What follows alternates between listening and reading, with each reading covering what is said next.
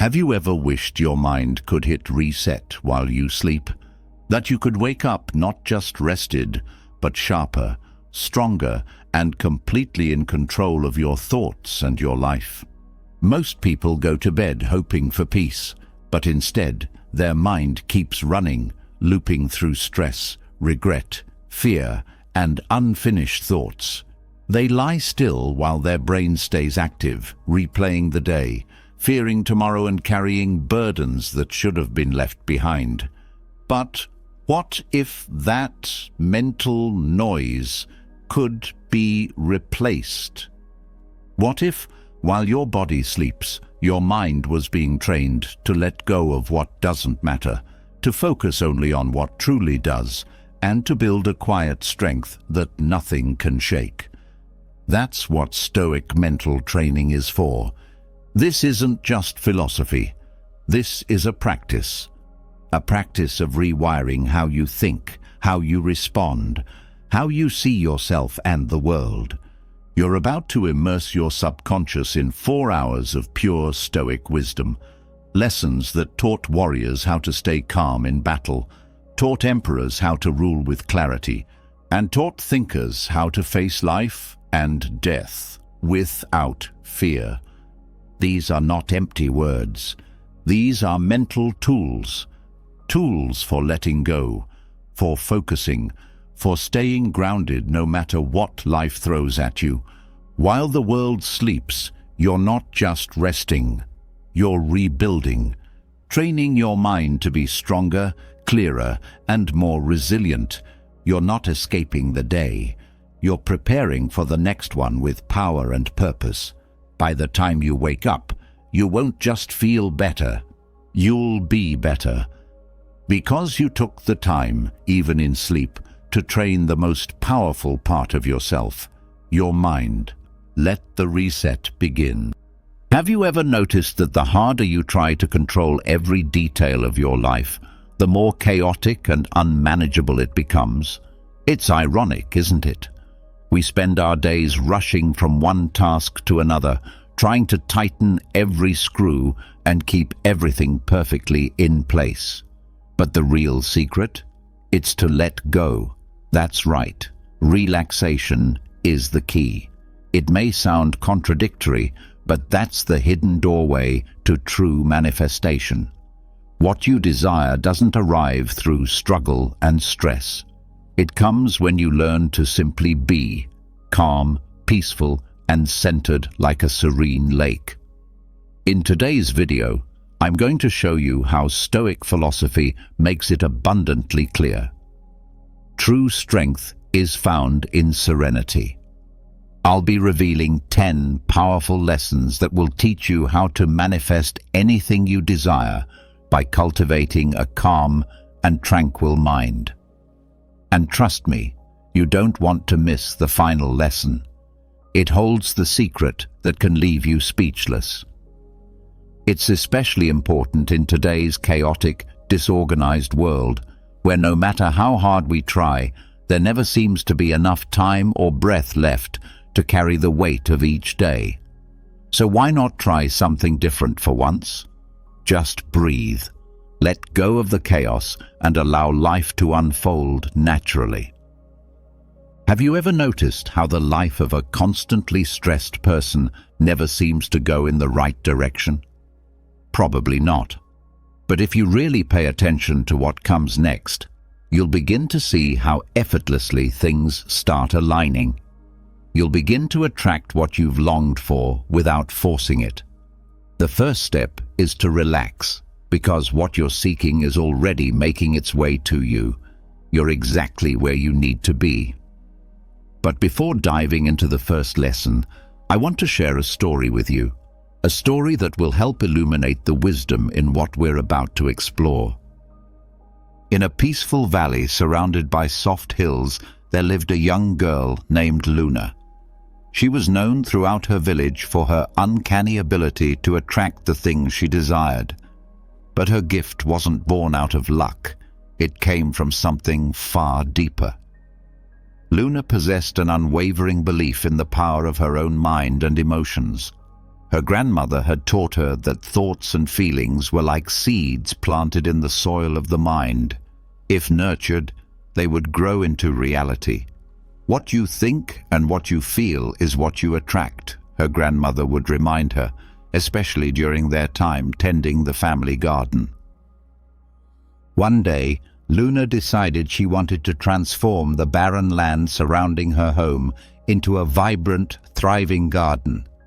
She had no tools, no resources, and no help, but none of that mattered. She sat down on the dry earth, closed her eyes, and began to visualize a lush garden. She imagined bright flowers covering the ground, juicy fruits hanging from trees, and a gentle stream whispering through the landscape. Every day, Luna took time to return to this mental picture. She saw it. She felt it. She could even smell the scent of the flowers, as if they were already there. Though the ground remained dry and lifeless, her faith never wavered. She began to plant small seeds by herself, fully aware that nature takes time to respond, but trusting in the vibration she had set in motion. At first, her neighbors watched with skepticism. "How can she expect anything to grow in such soil?" they whispered. But Luna didn't let their doubts disturb her. She stayed committed to her vision. Then, something incredible happened. Tiny green shoots began to emerge from the earth, and a long dry stream near her home slowly started to flow again. The villagers were stunned, but Luna wasn't. She knew that all of it was the result of her focused intention and unshakable belief in the power of manifestation. One morning, Luna's garden was in full bloom. The flowers glistened with vibrant color, the air was fragrant with sweet aromas, and the trees overflowed with fruit. The stream flowed strong and clear. Her neighbors came to marvel at the transformation and asked how she had managed such a feat. With a smile, Luna told them, "The power of attraction isn't magic. It's believing with your whole heart that what you desire is already yours. You must feel it, see it, and then let the universe do the rest. If you plant the right seeds in your mind and heart, the garden of your dreams will always blossom." From that day on, Luna's story became legend. The little valley was never the same again, because the people began to understand that they too carried within themselves the power to shape their reality. The message of Luna's story is simple but profound.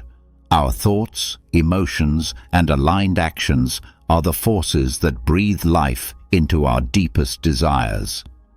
Now, before we explore the first principle, if you find value in this kind of content, consider subscribing and turning on notifications so you don't miss any updates. Let's begin. Have you ever felt like your mind was a runaway carousel, spinning wildly while you desperately search for just a moment of peace? If so, welcome to the human experience. Most of us, caught in the frantic pace of modern life, have forgotten what it means to simply pause and take a breath. But here's the key. That brief moment of stillness is where the magic of manifestation begins. Strange as it may sound, the more desperately we chase what we want, the more elusive it becomes. When we talk about mental calm, we're not just referring to the light peace you feel after a yoga class or meditation session, though those are great starts. What we're really pointing to is a deeper state of presence, a near stoic stillness where the waves of thought and worry settle and the mind gains clarity. Imagine your mind as a still lake. When the surface is calm, it reflects things clearly, including the visions of what you most desire. But when it's agitated and chaotic, you can't even see your own reflection, let alone any dreams or goals. That's why relaxation isn't a luxury, it's essential. When your mind is at rest, you gain access to your subconscious, the part of you that knows your truest desires and aspirations. Science backs this up. When we relax, our bodies release endorphins and other chemicals that enhance mental clarity, focus, and creative insight. This makes us more open to opportunities we couldn't see before. So what if, instead of constantly rushing and searching, you paused to breathe and center yourself? It's like searching the whole house for your car keys, only to find they were sitting on the dining room table the entire time. You might be wondering, okay, how do I even begin to relax and manifest what I want? Don't worry, I'm not suggesting you climb a mountain to seek enlightenment. Start simple. Practice a breathing exercise. Inhale deeply through your nose, hold for a moment, and exhale slowly through your mouth. Do this several times and notice how your mind begins to clear. Then visualize what you desire. Picture it with such vivid detail that you can almost touch it. This is where the real power of manifestation starts, when your relaxed mind consciously starts building the pathway to your goals. It's like sending a request to the universe from the comfort of your couch without needing to stress and exhaust yourself. And no, this doesn't mean you stop taking action. Action is vital. But what matters is how you act, from a place of inner calm, not panic. As the Stoics wisely said, true strength comes not from force, but from stillness. So before you charge ahead, breathe, relax, and then go conquer your day. You might just be surprised at how everything starts aligning in your favor. Remember, the power of a rested mind isn't just a poetic phrase, it's a life philosophy. And if you live by it, your world can transform. Sometimes doing less brings you more. The next time life feels overwhelming, pause, breathe deeply, relax, and watch how your desires quietly begin to take shape. Because in a world full of noise, real magic happens in silence.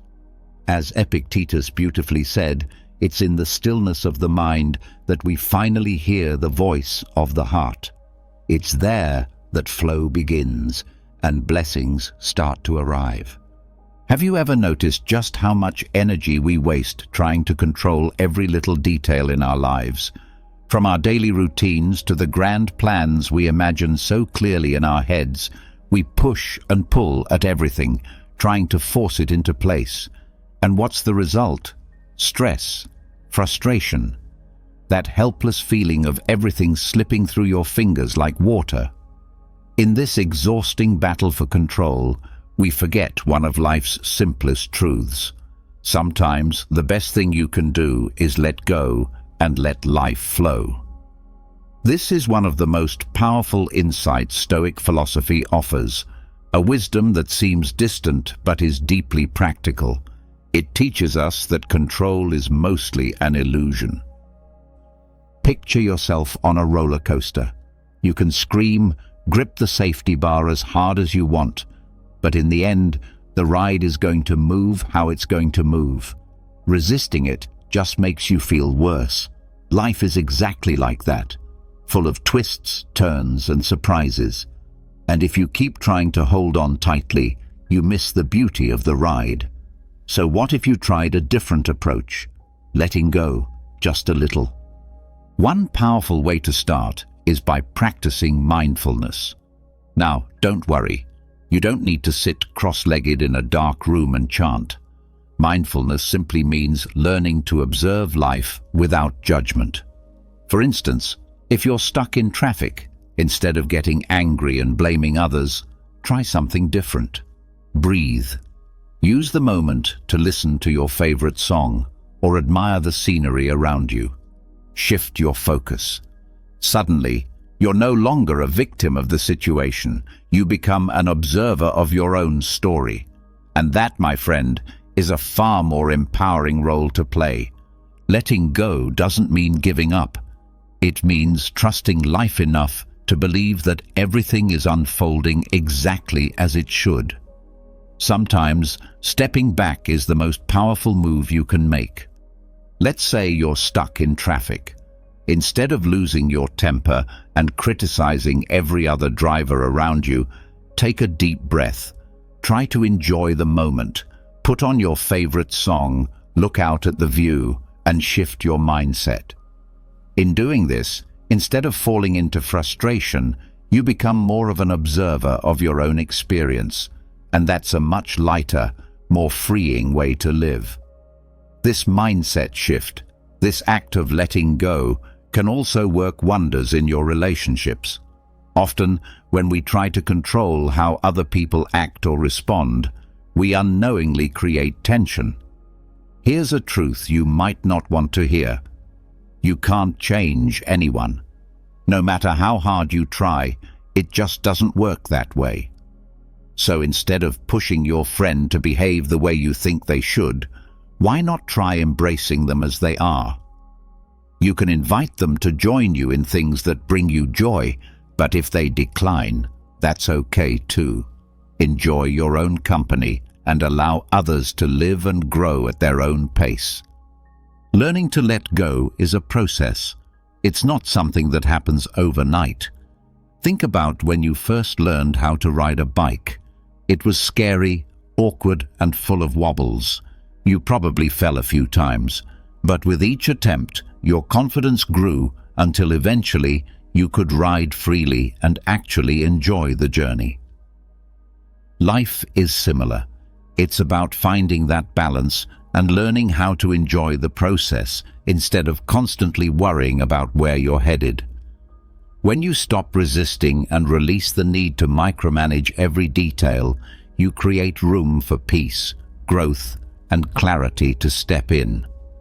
So, the next time you feel boxed in or overwhelmed, remind yourself to let go. Breathe. Let life move through you instead of trying to grip every moment so tightly.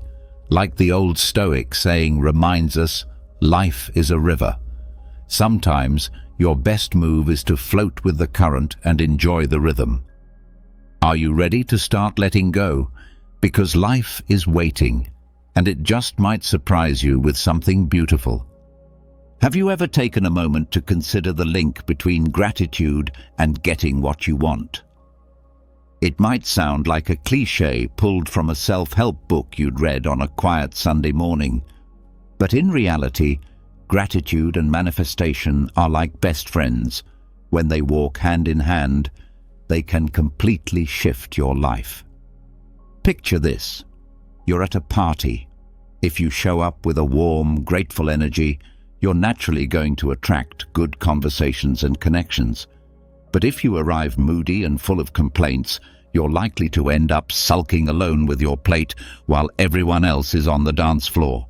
So, why not flip the script and start manifesting from a mindset rooted in appreciation?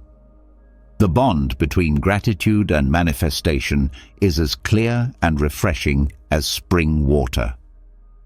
When you recognize and value what you already have, whether it's your morning coffee or that one song that instantly lifts your mood, you open yourself to receiving even more. It's like the universe notices, this one knows how to enjoy life. Let's send more their way. So the next time you find yourself caught in thoughts of scarcity or dissatisfaction, try making a list of everything that currently brings you joy. You'll probably be surprised by how abundant your life already is. Let's get real for a moment about what it means to manifest. No, we're not talking about visualizing your ex knocking at your door with a bouquet of roses, though, hey, to each their own. True manifestation is about intentionally creating a life that mirrors your deepest, most honest desires. It's like painting a masterpiece. If you start from a foundation of gratitude, every color you add becomes richer, every detail more meaningful. This is where that timeless phrase comes in. Relax and manifest all that you desire. But how do you relax when life feels like it's spiraling? This is where Stoic philosophy steps in. The Stoics taught that the path to a fulfilling life isn't found in controlling everything, but in learning to accept what you can't change and focusing on what you can. So when life throws you a challenge, instead of getting wrapped up in anger or stress, see it as a chance to grow. This mental shift does more than just ease your nerves. It builds resilience, and it helps you appreciate even the tough moments. With this mindset, you're already halfway to manifesting the life you want. Now, let's talk practical strategies. One of the simplest yet most effective is keeping a gratitude journal. Each night before bed, write down 3 things you're thankful for. This small act can transform your perspective, helping your mind tune into the positive and opening space for more blessings to flow your way. Another strategy: meditation. You don't need to be a yoga master or chant in Sanskrit. Just sit quietly, let your thoughts float by, and allow yourself to rest. This silence creates the mental space needed to clearly see your desires and align with them. Surrounding yourself with people who also live with gratitude can elevate you too. Positivity is contagious, and when you share your energy with like-minded souls, it fuels your focus and keeps you grounded in your goals. Manifesting from a place of thankfulness isn't just possible, it's powerful. The link between appreciating what you have and attracting what you want is stronger than you think. When you adopt this mindset, you naturally become a magnet for blessings, opportunities, and joy. So the next time life feels like it's holding out on you, turn inward. Look at what's already within and around you. With consistent practice and a touch of Stoic wisdom, you'll find yourself manifesting your desires more effortlessly than ever before. As Gandhi once said, when you're truly grateful for what you have, you open the door to everything that could be. Have you ever found yourself in that phase of life where it feels like the universe has placed you on hold? You're sitting there with your morning coffee, or tea, if that's more your style, quietly wishing things would just start flowing more smoothly. But what if I told you the key to attracting what you want is already within reach? Let's revisit the wisdom of Stoic philosophy, grounded in sincerity and gratitude. Too often, we let the blessings already in our lives go unnoticed because we're fixated on what we think we're missing. It's like tending a garden, but only focusing on the weeds.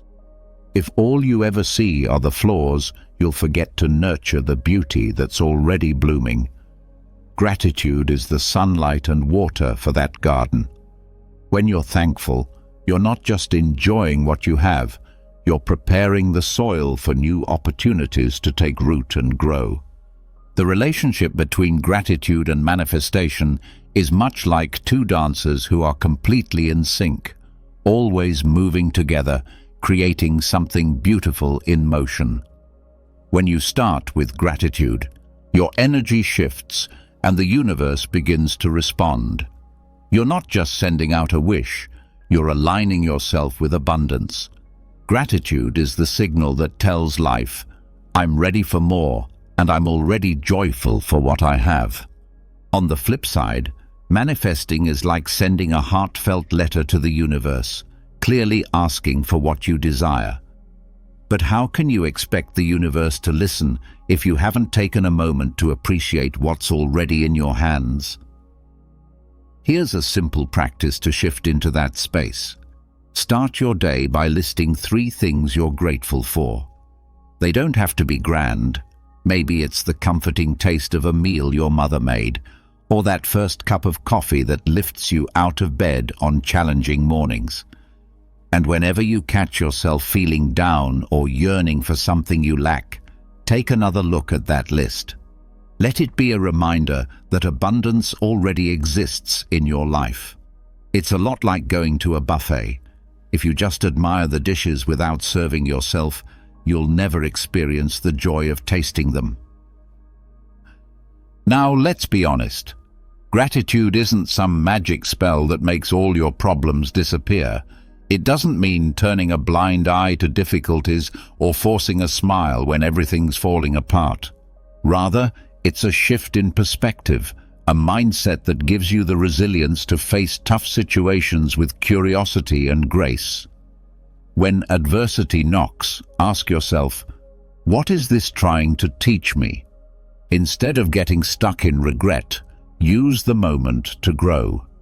That's the heartbeat of Stoic wisdom, not letting external circumstances dictate your inner peace. And in case you've brushed off the phrase "relax and manifest your desires" as just another social media slogan, there's truth in it. Stress and anxiety are like boulders blocking your path to what you seek.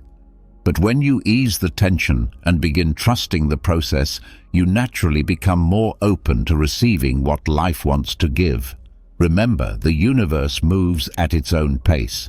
Sometimes what you've been waiting for shows up when you least expect it. Gratitude acts as a bridge, linking what you already hold with what you're hoping to create. Don't underestimate the quiet power of a grateful heart. It's like holding a lantern in the dark, gently illuminating the road to your dreams. So, take a breath, feel the gratitude, and watch how life starts unfolding its magic. Every step toward thankfulness brings you closer to a richer, more fulfilled life. As Nelson Mandela wisely put it, "He who is grateful for little will soon see that he is given much more." Now let's reflect on something equally powerful, the practice of mindfulness in abundance. Have you ever truly thought about how potent your attention is? Your ability to focus, to be fully present, to not get swept away by the whirlwind of thoughts that crowd your mind. This is a real superpower in today's fast-paced world. It might sound like a self-help cliché, but stay with me. This superpower can become the foundation of your ability to manifest the abundance you deeply crave. The Stoics, with their emphasis on discipline and mental clarity, give us the perfect starting point. Who needs magic when you have the strength to steer your own thoughts? Once you train yourself to be conscious of your mental and emotional patterns, you'll start to notice more opportunities around you. Picture yourself not as someone tossed around by life's waves, but as a captain skillfully navigating your own ship. Tempting, isn't it? So how do you reach that calm and focused state where manifestation thrives? Here's a gentle method: mindfulness meditation. Think of your mind as a cluttered room. To make space, all you need to do is crack open a window and let in fresh air. Start by finding a peaceful corner, not a fancy retreat, just somewhere you won't be disturbed. Sit down, rest your hands on your knees, close your eyes, and take a deep breath in through your nose. Hold it for a moment, then slowly exhale through your mouth. Do this a few times. Each breath becomes a quiet release, lifting the weight of your worries. As your breathing finds a rhythm, begin to visualize your goals. Imagine them vividly, down to the smallest details, and feel the joy of already having them.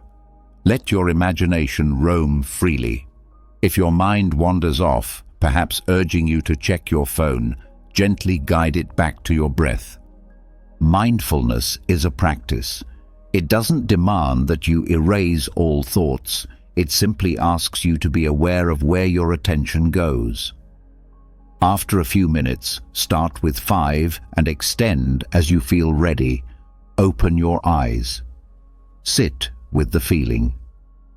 Embrace the calm that has settled in. This ritual doesn't just soothe your nerves, it primes you to see and welcome opportunities that might have slipped by unnoticed before. It's like tidying up your mental space so you can finally spot all the possibilities waiting to enter. So why not begin today? Allow yourself to slow down and let abundance come to you. This isn't just about wishing, it's about preparing your inner world to receive. Because if you're always sprinting through life, how will you notice when the golden moment arrives? Here's something to consider. Abundance isn't a finish line, it's a journey, one that begins with awareness. Take a breath and let that settle in. Now, let's talk about sleep. Yes, the underrated powerhouse of manifestation. Have you noticed how, just before falling into deep sleep, your mind becomes a playground for brilliant ideas? That semi-dream state, where you're neither fully awake nor entirely asleep, is like sacred ground, a space where possibilities stretch wide open. But here's the thing. You need to be able to relax to access that space. Think of life as a movie, and you're the lead character. Grab your pillow, and let's explore what it means to dream big. Imagine your mind as a lush garden. If you care for it, planting positive intentions and clearing out the mental weeds, it will reward you with wonder. But if stress and anxiety take over, those weeds will quickly strangle your dreams. That's exactly what happens when you resist relaxing. Here's where Stoic philosophy comes to your rescue. Its message of serenity in the face of challenges reminds you that you can choose peace, even amid the chaos. So instead of spiraling over what you haven't yet achieved, take a deep breath. Treat sleep as the rich soil in which you can sow your dreams. Let's dive deeper into the power of REM sleep. During this phase, your brain is actually more active than when you're awake. It's a thrill ride of thoughts and insights. That's the moment to anchor powerful intentions. When you go to bed with your desires clearly in mind, you're whispering them into the fabric of the universe.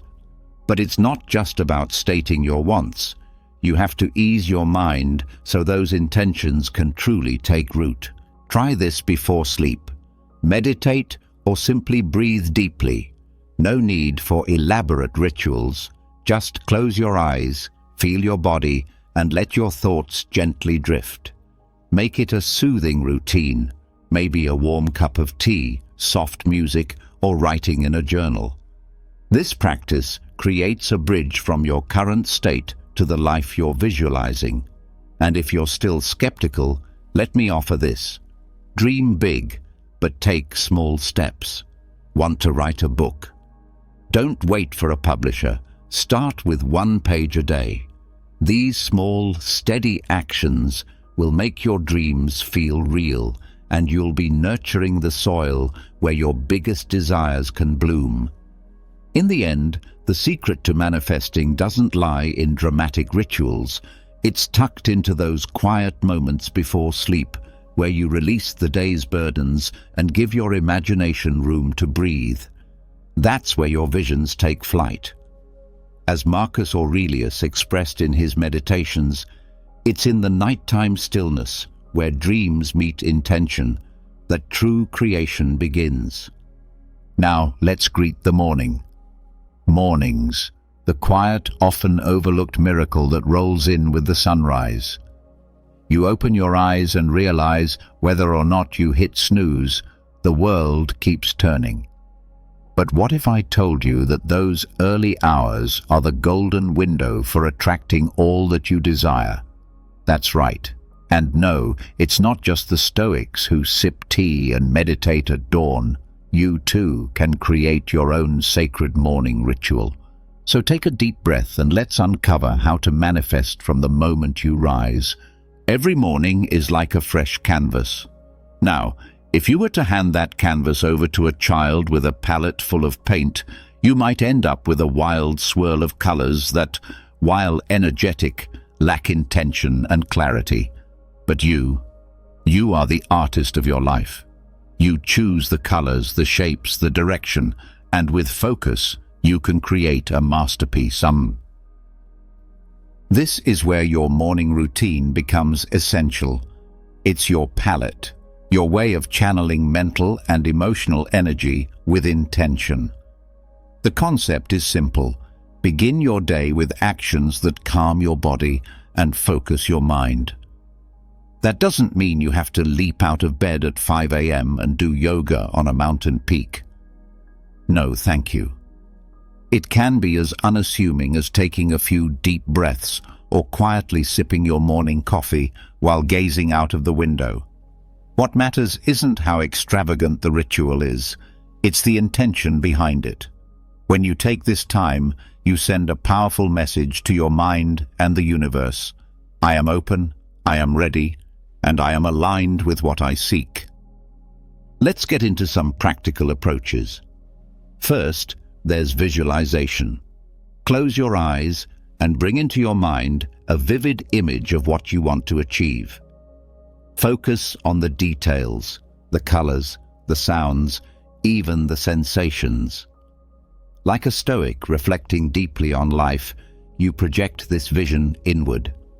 And whenever you feel trapped by the mundane rhythm of routine, revisit that internal image. Another potent ritual is the practice of gratitude. As soon as you wake up, reflect on 3 things that you're truly grateful for. It doesn't just lift the fog of early morning, it shifts your energy toward positivity. Gratitude, in essence, acts like a magnet for all that is good and abundant. And then there's movement. No, this doesn't require running a marathon at sunrise, unless that's your thing. It can be as light as a short stroll, a gentle stretch, or an impromptu dance in your living room. Physical movement releases endorphins, clears mental clutter, and energizes your body. It's a win on all fronts. Every single morning is another shot at starting fresh. And when you begin your day with calm, focused intention, you'll notice the universe slowly rearranging itself to meet you halfway. So tomorrow morning, instead of stumbling like a half-asleep zombie toward your coffee, consider building your own ritual. You may be surprised by how much more you attract simply by showing up intentionally. As Brian Tracy wisely put it, if you don't start today building your dreams, tomorrow will only bring more of the same. Have you ever felt like life is working against you? You sit down to focus on your goals, but your mind is flooded with noise and endless distractions, like a TV channel stuck on commercials. It's incredibly easy to lose sight of your true intentions amid the daily whirlwind. This is where calm visualization can become a game changer. So let's take a moment, slow down, and begin to manifest what we actually want. Creative visualization is like booking a first-class ticket to the life you desire.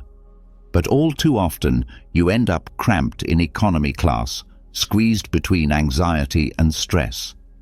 Trying to visualize your dreams without first relaxing is like trying to inflate a balloon that's tied in a knot. It just won't work. Let's unpack this a bit. You've probably heard the phrase, "Relax and you'll manifest what you want." Sounds like something from a dusty old self-help book, right? But here's the truth. When you're deeply relaxed, your mind becomes fertile ground for new possibilities. It's as if a portal opens, inviting the universe in. Start by finding a quiet, cozy space, whether it's your favorite corner at home or a peaceful park nearby. What matters is that you step away from the noise and chaos. Sit comfortably. Close your eyes. Breathe in deeply through your nose and out through your mouth. Do this until your mind begins to settle, like a turbulent sea returning to stillness. Once you're in that state of calm, start visualizing your goal. Picture it like a movie playing out in front of you, but you're the star. What are you doing? Who are you with? How do you feel? The more detail you bring in, the more effective your visualization becomes. You're painting your future with your imagination, and the brush is in your hands. Don't rush or get discouraged if you don't see results overnight. Stoic philosophy reminds us that while some things are within our control, others are not. Visualization isn't a magic wand. It doesn't make dreams appear instantly. But when combined with steady action, it becomes a powerful guiding force. If the results take time, be patient. Remember, even the finest dishes require time and care to prepare. So, are you willing to give this relaxed visualization method a try? The magic lies in reaching that inner stillness, in painting your future with clarity and emotion, and in trusting the process. Like a fine wine, your dreams need time to mature. This isn't just poetic fluff. Seneca himself spoke of it centuries ago. As he put it, great achievements are born from a calm mind and an open heart. Now, let's talk about something right under your nose. Literally. Have you ever been overwhelmed by thoughts, like your mind was stuck on a channel playing nothing but noise? Modern life is a constant storm of stress and stimuli, but hidden in plain sight is a powerful tool: conscious breathing. No, you don't need to retreat to the Himalayas to find peace. You can simply pause, breathe, and feel your life begin to shift. Conscious breathing isn't just some feel-good phrase from a motivational talk. It's a real grounded technique that reduces stress and sharpens your focus. Think of your mind like a car that's always speeding. If you never take your foot off the gas, you're going to crash eventually. Conscious breathing acts as the brake. Every deep breath fills your body with oxygen, and every exhale carries out stress, tension, and clutter. It's like doing a spring cleaning for your thoughts. Suddenly, the floor is clear, and you remember where your keys are. Here's the deeper connection. Often, our desires feel light years away from our current reality. We want more fulfilling relationships, a meaningful job, or maybe just guilt-free pizza. But instead of aligning our actions with these desires, we procrastinate and say, "I'll start tomorrow." That's where conscious breathing steps in as your secret ally. Taking time to breathe deeply helps quiet your mind and organize your thoughts. The Stoics deeply understood the value of calm in decision-making. Life, after all, is a chain of choices, and each one should align with your deepest intentions. Instead of letting the chaos drown you, pause and breathe. Each inhale pulls you closer to what you want. Each exhale pushes away doubt and delay. It's like every breath draws a mental map, connecting your dreams to real-world action. Your intentions are seeds. Without water, your attention, your focus, they won't grow. Conscious breathing is the water that nurtures them. With consistent practice, your dreams begin to blossom. This technique isn't just about feeling calm. It ensures your actions stay rooted in what you truly want. So next time stress floods your thoughts or your goals seem to fade, remember, it starts with a breath. Give your mind a breather and watch how clarity rises from the chaos. After all, your mind, just like a parachute, only works when it's open. Let's finish with something we rarely consider but so desperately need: silence. In a world where volume seems to equate to importance, where cars honk, phones buzz, and people compete to be heard, it's easy to forget how powerful stillness can be. But silence isn't emptiness. It's an invitation to listen, to yourself and to the universe. If you truly want to manifest what your heart desires, silence becomes your gateway.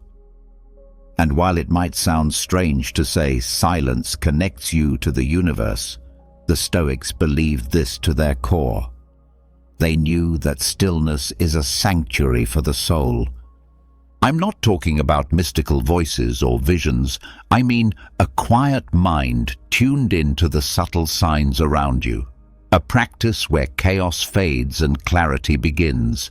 Silence allows us to truly hear, to recognize what we often overlook in the noise. And when you step into stillness, you give yourself the chance to reconnect with the world and your purpose in it. In the end, it's not about escaping the world, it's about finding peace within it. And it starts with silence. Stoic philosophy reminds us of the value in finding calm amid life's storms.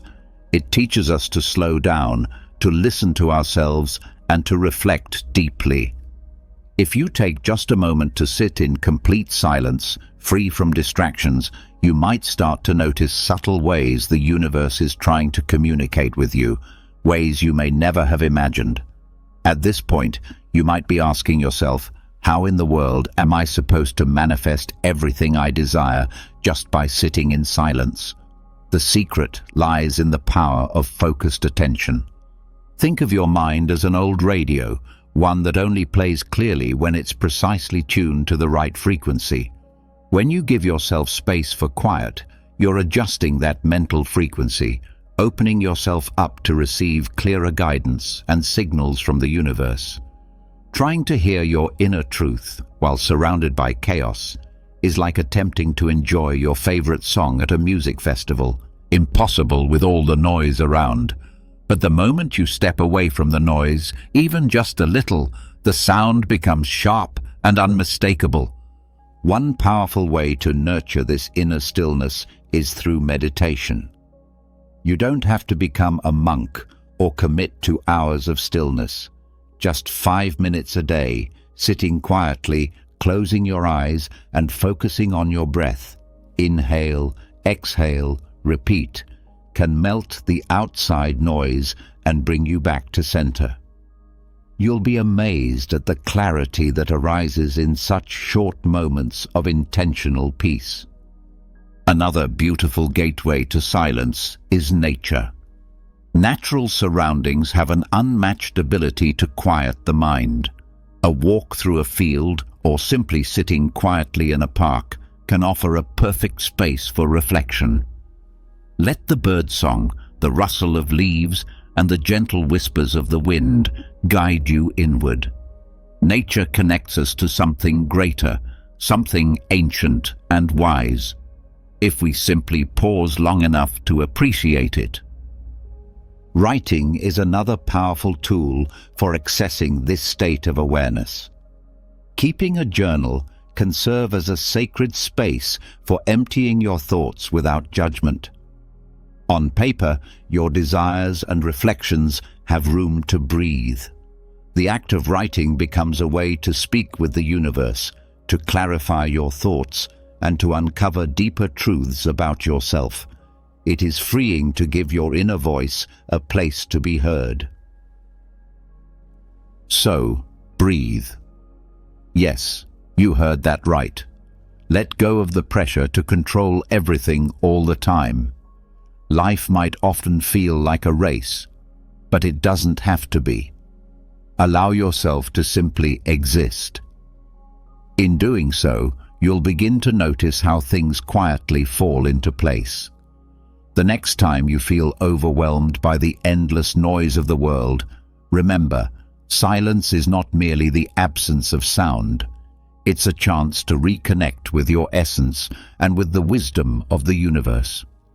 In this noisy, fast-paced world, moments of quiet can become your most powerful tool for manifestation. So, take a deep breath, turn down the volume of your inner chatter, and just listen, because the universe is whispering. As Epictetus once said, "In silence, the universe whispers its secrets." Have you ever experienced being ghosted? You thought everything was going smoothly, and then out of nowhere she vanishes. No messages, no explanations, leaving you confused and wondering what went wrong. Or maybe she's inconsistent with her attention. One day, she's incredibly affectionate, and the next, she's completely distant. It drives you crazy, doesn't it? Let's get brutally honest here. Many women play emotional games, and if you can't recognize those games or figure out how to respond to them, you'll find yourself stuck in a cycle of frustration, confusion, and emotional pain. But here's the truth. It's not your fault these games exist. However, it is your responsibility to learn how to navigate them. What I'm going to share with you today are 10 powerful, foolproof strategies to help you stay one step ahead when dealing with women who toy with your heart. And no, this isn't about manipulating anyone. This is about mastering yourself through the ancient wisdom of Stoicism. It's about becoming the calm in the chaos, the grounded, unshakable man who cannot be emotionally controlled. So prepare yourself, because what we're about to dive into has the potential to transform the way you approach relationships forever. Before we jump into those 10 Stoic strategies, let's be clear on one important thing. Why do women engage in these emotional games in the first place? Why do they suddenly go silent, lead you on with little bits of affection, or keep you stuck in a state of emotional uncertainty? The answer is simple. They're testing your emotional resilience. They want to know if they can sway you, manipulate your emotions, and cause you to question yourself. And once they see that they can, the game is over. You've lost. You'll lose their respect, and instead of being the one in control, you'll be the one chasing their validation. Here's the good news. You don't have to play their game. Rather than becoming a pawn in someone else's emotional drama, you can become the master of your own internal world. Through Stoicism, you can train yourself to stay calm, centered, and in control, no matter what emotional tactic she tries. This isn't just about succeeding in romantic relationships. It's about reclaiming your personal power and refusing to be manipulated. It's about becoming a man who fully understands his value. So if you're tired of being led around emotionally, if you're done playing the fool in someone else's story, and you're ready to regain your strength, stay with me. These 10 Stoic principles are about to shift the way you see everything. Let's start with emotional detachment. This is the foundation for everything else. To detach emotionally does not mean you stop caring altogether. It means that you no longer allow your emotions to rule you. You're not controlled by every fluctuation in someone else's behavior. You stop being reactive. Most guys lose it the moment a woman starts pulling away or acting distant. They get anxious, overanalyze every little thing, and rush to fix whatever they think went wrong. But let's be real. This is often just a test.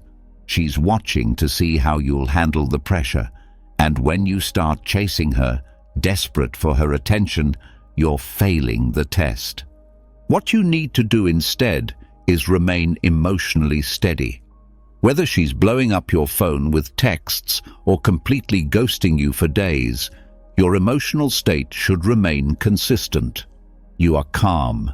You are balanced. You are unaffected by her emotional highs and lows.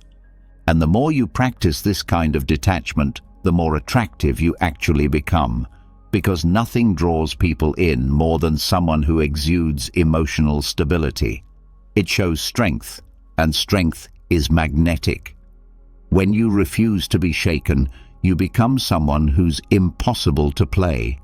Now let's talk about recognizing her behavioral patterns, because once you start paying attention, you'll see the same emotional tactics pop up over and over again. This matters because behavior patterns reveal intent, and when you can identify a pattern, the entire game becomes predictable, and predictability gives you power. Let's break it down with a classic example: hot and cold behavior. One day she's texting you non-stop, telling you how amazing you are, and even talking about the future. Then, suddenly, nothing. She becomes distant, distracted, maybe even cold. That roller coaster is not an accident. It's a deliberate push-pull strategy. She's doing it to test whether you'll chase her when she backs away. Most guys fall right into the trap. They panic, start over-texting, asking if everything's okay, trying to fix what they think is broken. But not you. You're going to recognize this for what it is, a test of emotional strength. And instead of reacting, you'll stay steady. You'll let her be the one to reach out. When you refuse to react emotionally to her inconsistent behavior, you completely change the dynamic. Suddenly, she's the one wondering why you didn't bite the bait, why you didn't chase. And let's be clear, this isn't always malicious. Sometimes women do this without even realizing it. It's a subconscious test of your confidence and composure, but whether it's intentional or not, the effect is the same. And your response should always be rooted in emotional discipline. Another behavioral pattern you need to be aware of is the breadcrumbing tactic. This happens when a woman gives you just enough attention to keep you engaged, but never actually commits to anything meaningful. You might get the occasional flirty text or vague agreement to meet up, but when it's time to solidify plans, she suddenly becomes unavailable or unresponsive. This is a calculated move meant to keep you emotionally invested, spending your time and energy, all while she avoids making any real commitment in return. So, how do you deal with breadcrumbing? The answer is simple. You call it out in a composed and emotionally detached manner.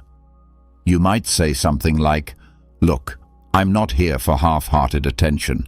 If you're not genuinely interested in spending time together, that's completely fine, but I'm not going to stick around waiting." You deliver this message without anger, without frustration, and most importantly, without chasing. By doing this, you make it clear that you have self-respect and are unwilling to accept anything less than what you truly deserve. Setting firm boundaries is crucial, and doing it early on is even more important. Boundaries are not just a means of self-protection, they are a statement of self-respect. Here's the hard truth. If you fail to set clear boundaries at the beginning of a relationship, you're essentially signaling to her that it's acceptable to disrespect or walk over you. A lot of men shy away from drawing those lines because they worry it will scare women off. But here's the reality. Women are drawn to boundaries. Why? Because boundaries reflect that you value and respect yourself, and that kind of self-assurance is magnetic. Now, how do you set boundaries in a way that doesn't come across as overbearing or insecure?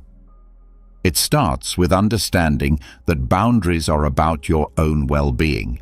It's not about telling her what she can or cannot do. It's about expressing what you need in order to feel respected and emotionally safe. For example, if she frequently cancels plans at the last minute or ghosts you with no explanation, don't ignore it or pretend it doesn't bother you. Instead, bring it up in a calm and straightforward way. You might say, "I've noticed you've been canceling plans a lot lately. I really value consistency. If you're not interested in making this work, that's okay, but I'm not comfortable with this back and forth." This isn't an accusation or an attack. It's a mature and clear communication of your expectations. And here's where it becomes powerful. When you set boundaries from a place of genuine self-respect, you create a scenario where she either adjusts and starts respecting you, or she walks away. Either outcome is a win for you because you've preserved your emotional integrity and avoided being dragged into a disrespectful dynamic. Let's look at a common scenario where boundaries are absolutely necessary. Say you're seeing a woman who likes to flirt with other guys in front of you. She may be doing it to provoke jealousy or to test how much you care. Most guys either explode in anger or sit there fuming in silence. But that's not you. You remain composed, and when the moment is right, you calmly take her aside and say something like, "Look, I'm not into these kinds of games. If you're interested in other guys, that's totally your choice. But I'm not going to be part of that." You're not reacting emotionally. You're not starting a scene. You're simply communicating a boundary and making it clear that if it's not respected, you're ready to walk away. When it comes to mind games, nothing makes a stronger impact than staying calm under pressure. Many women will test a man's composure to see if they can provoke a reaction. They might talk about their ex, flirt with someone else in front of you, or make passive-aggressive comments, all designed to push your buttons. Most men fall for it and react exactly how she expects, with jealousy, anger, or insecurity. But you're going to take the Stoic approach. When she tries to test you emotionally, you stay calm, collected, and completely unfazed. Why does this approach work? Because when you don't react, it takes away her power in the situation. She expects a reaction, a blow-up, a jealous remark, a defensive argument. But when you remain unshaken, the dynamic shifts. You're sending a message that she doesn't have control over your emotions. Here's an example. Let's say during a conversation, she casually mentions her ex. "My ex used to take me to this amazing restaurant." Or, "I had the best summer with my ex." She's trying to trigger insecurity or jealousy. Most guys would respond with something like, "I don't want to hear about your ex," or "Why are you still talking about him?" But not you. You keep your cool and respond with something like, "That's cool. I'm sure he was a great guy." You're not giving her the emotional reaction she's fishing for, and that unpredictability throws her off. Now picture another situation. She's flirting with another man in a group setting. Most guys would try to compete for attention or lash out at her for being disrespectful. But the Stoic response is different. You stay composed, even if it stings a bit inside. You don't try to one-up the other guy, and you don't confront her in a reactive way. You just observe. If she's doing this to get your attention, your indifference will confuse her. She'll start wondering why it's not affecting you, and that's when the power dynamic begins to shift in your favor. The core principle is simple. Never allow your emotions to dictate your behavior. When you maintain your calm under pressure, you demonstrate that you are grounded, self-controlled, and not easily rattled. And that kind of inner strength is extremely attractive. One of the biggest mistakes guys make in relationships is losing focus on their long-term goals. They get caught up in the moment, constantly chasing short-term validation. Whether it's the thrill of her attention, the temporary fix of resolving an argument, or the emotional high of her affection. But Stoicism teaches us to look beyond the immediate and keep our eyes on the bigger picture. Many men lose their sense of direction in relationships because they get caught up in seeking instant gratification. They chase after the emotional high of her attention, the comfort of her affection, or the quick relief of resolving conflict. But the principles of Stoicism teach us to focus on the long term. When you commit to your long-term aspirations, you naturally stop fixating on the daily emotional roller coaster that relationships can sometimes bring. Think of it like this. If you're building a solid career, improving your physical health, and pursuing personal development, you simply don't have the bandwidth for trivial emotional games. Your time and mental energy are too valuable to be wasted on such distractions. Adopting this mindset brings two powerful changes. First, you become less reactive because you're not relying solely on her attention for emotional fulfillment. Second, you instantly become more appealing because there's nothing more magnetic than a man who's chasing purpose. Imagine you're dating a woman and things are progressing smoothly. Then suddenly she starts to retreat, texts less frequently, cancels plans, and appears emotionally distant. Most guys would immediately spiral, overanalyzing everything, becoming clingy and bending over backward to fix things. They become overly available and lose their self-respect in the process. But a man who's focused on his long-term goals doesn't panic. He stays grounded because he understands that his worth isn't defined by whether or not she's showing him affection. He's busy constructing his future, evolving and staying aligned with his personal mission. If she chooses to be part of that journey, that's great. But if not, he doesn't lose sleep over it. When you prioritize your long-term vision, you grow more emotionally self-sufficient. You no longer need her approval to feel confident or worthy, because that validation comes from your achievements, your discipline, and your continual growth. And here's the twist. When she notices that you're not chasing after her or getting wrapped up in emotional tug-of-war, her interest often intensifies. Why? Because you're not like the other guys waiting by the phone.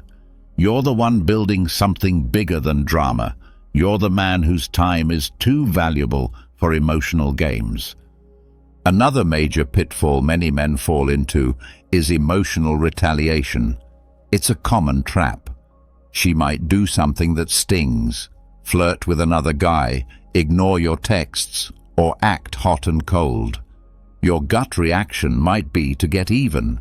Maybe you start flirting with someone else to get back at her, or you suddenly pull away to make her chase you.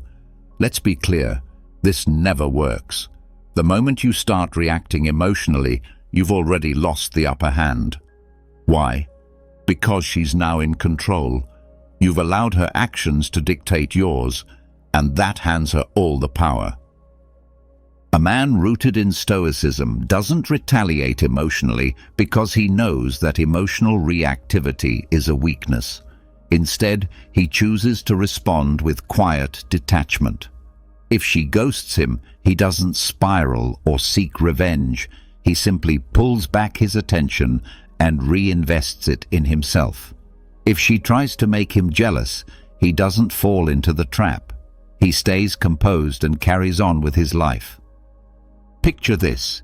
You're at a social gathering with a woman you've been seeing, and she starts openly flirting with another guy. Most men would react in one of two ways. They'd either confront her in a heated moment or try to outdo her by flirting with someone else. But both of these reactions stem from insecurity. Instead, you choose not to react. You remain calm and let her play her game without participating. This response frustrates her because she realizes she no longer has emotional leverage over you. By refusing to retaliate emotionally, you maintain full control of the situation. You're sending a powerful signal: I won't be manipulated.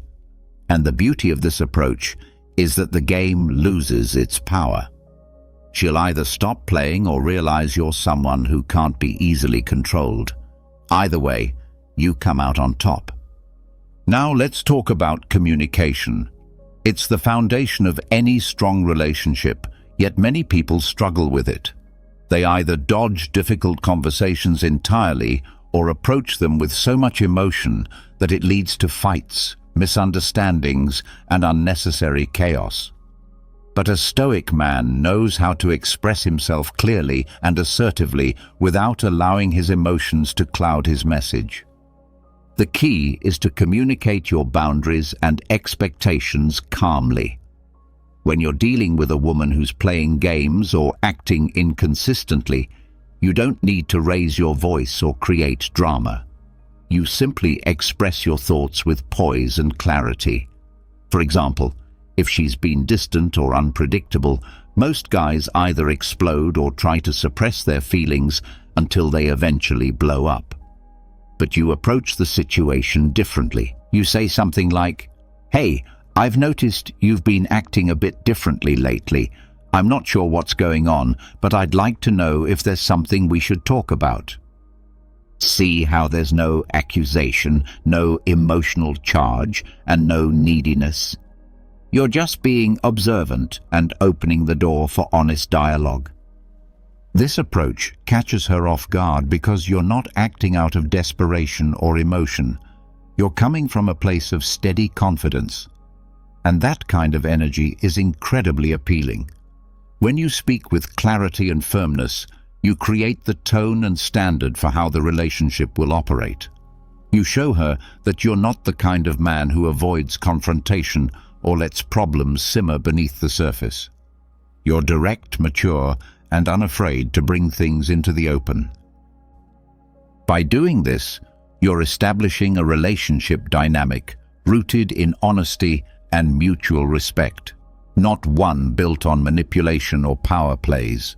You're letting her know that mind games have no place here, and that communication is something you take seriously.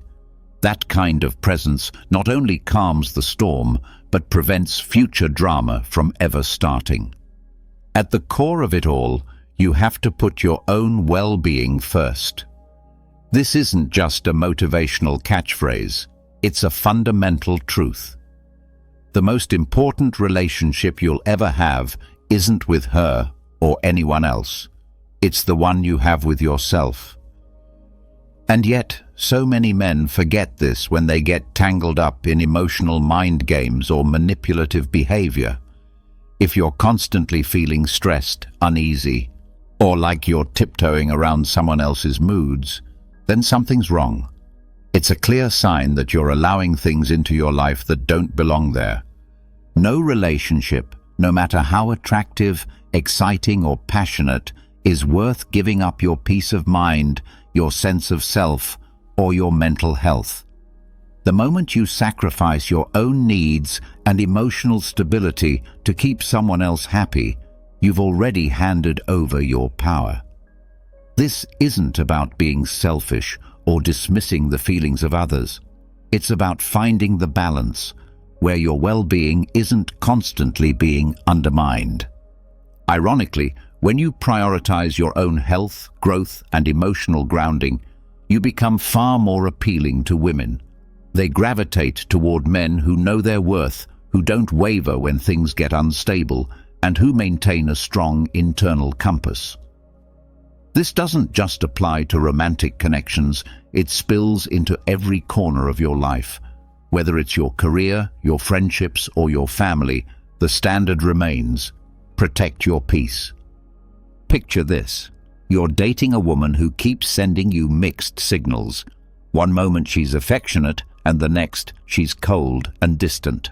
Naturally, you start to question everything, wondering what you might have done wrong, possibly even adjusting your own behavior to match her ever-changing mood. That's the trap. Before long, you're no longer living in your own lane. You're walking on emotional eggshells. And that's when you need to stop and ask yourself, what is this doing to my mental state? If the answer is anything short of positive, it's time to step back. Pull your energy away. Recenter yourself. Do things that lift you up. Hit the gym. Focus on that project you've been passionate about. Spend time with people who genuinely support you. You owe yourself that much. Protecting your mental space isn't optional. It's essential. And here's the twist. The moment you remove her from the center of your universe and refocus on yourself, everything changes.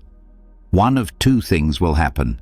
She'll either realize you're not someone she can push around and start respecting you more, or she'll disappear entirely because she no longer has control over you. In both scenarios, you come out on top. Either you've distanced yourself from someone who wasn't bringing value to your life, or you've taken back the reins and re-established the power dynamic on your terms. Men today are constantly bombarded with the idea that they have to put a woman's emotional needs ahead of their own, like being a good man means being a doormat. That's false. Looking after your emotional, mental, and physical health isn't selfish. It's survival, And not just survival, it's magnetic. When you demonstrate that your inner peace is sacred and untouchable, you immediately earn more respect and desire. So the next time you feel like someone's behavior is threatening your peace, ask yourself this: is this truly worth the cost to my well-being? If the answer is no, then it's time to recalibrate. Reclaim your energy and pour it into what really counts: yourself. Let me tell you something most men don't want to hear. Patience is your ultimate weapon when dealing with women who play emotional games. I know you want clarity now. You want answers. You want certainty immediately. But the reality is, women will often test your patience. They want to know if you can handle the gray areas, the unpredictability. And in a world where everyone is addicted to instant replies and constant communication, the man who can remain patient stands out like a lighthouse in a storm. He's rare, he's valuable, he's unshakable. If she doesn't reply to your message within a few minutes, you don't lose it. If she cancels plans last minute, you don't explode with frustration. Instead, you maintain your composure, you let things unfold, and you stay grounded. Because here's the deal: women will test your patience, sometimes intentionally, sometimes without realizing it. They'll delay their responses, go quiet for days, just to see how you'll react. Will you panic? Will you chase? Will you crumble under the pressure? Sadly, most guys do. They start firing off double texts, asking if everything's okay, trying to fix what they assume is broken. But not you. You're different. You've mastered patience. So the next time she plays one of those games, don't react. Do nothing. Give her the space. Let her come to you. And trust me, she will. She'll notice that you didn't flinch. She'll wonder why you didn't chase. And that's the moment the dynamic shifts. Why? Because now you've demonstrated something powerful. You don't need her validation to feel secure. You're not emotionally fragile. You've got a life, a full one, and you're not putting it on pause just because she's pulling back. This makes you a challenge, and let's be real, women love a challenge. But this kind of patience isn't just about dating. It's a mindset.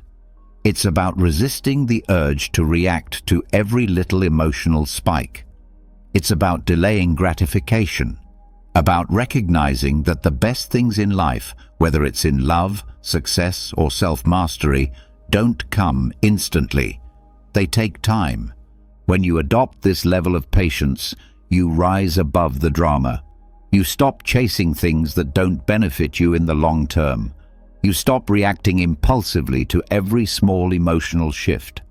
You break free from the constant emotional turbulence that traps so many men. A Stoic man understands that the best things in life require time. He's not rushing. He's not acting out of desperation. He's committed to the long-term vision. And in the end, the long game always wins. While other men are out there scrambling for attention and craving instant approval, you remain composed, allowing life to unfold while staying sharply focused on your personal goals. But understand this: patience doesn't mean waiting around endlessly without action. It means having the discipline to wait for the right opportunity before making your move. Whether it's in love, career, or personal development, patience equips you to act strategically and with intention, moves that create lasting success, not just momentary satisfaction. Now let's talk about one of the most powerful choices you can make: knowing when to walk away. This is where the real strength lies. There's a saying, the most powerful position you can have is the ability to walk away and truly mean it. If you take away just one thing from this entire message, let it be this: mastering the ability to walk away is your greatest power move. It's the final card, the ultimate show of strength, and most men are too scared to use it. But the moment you do, everything changes. Here's the reality. Not every woman deserves your time, your energy, or your emotional investment.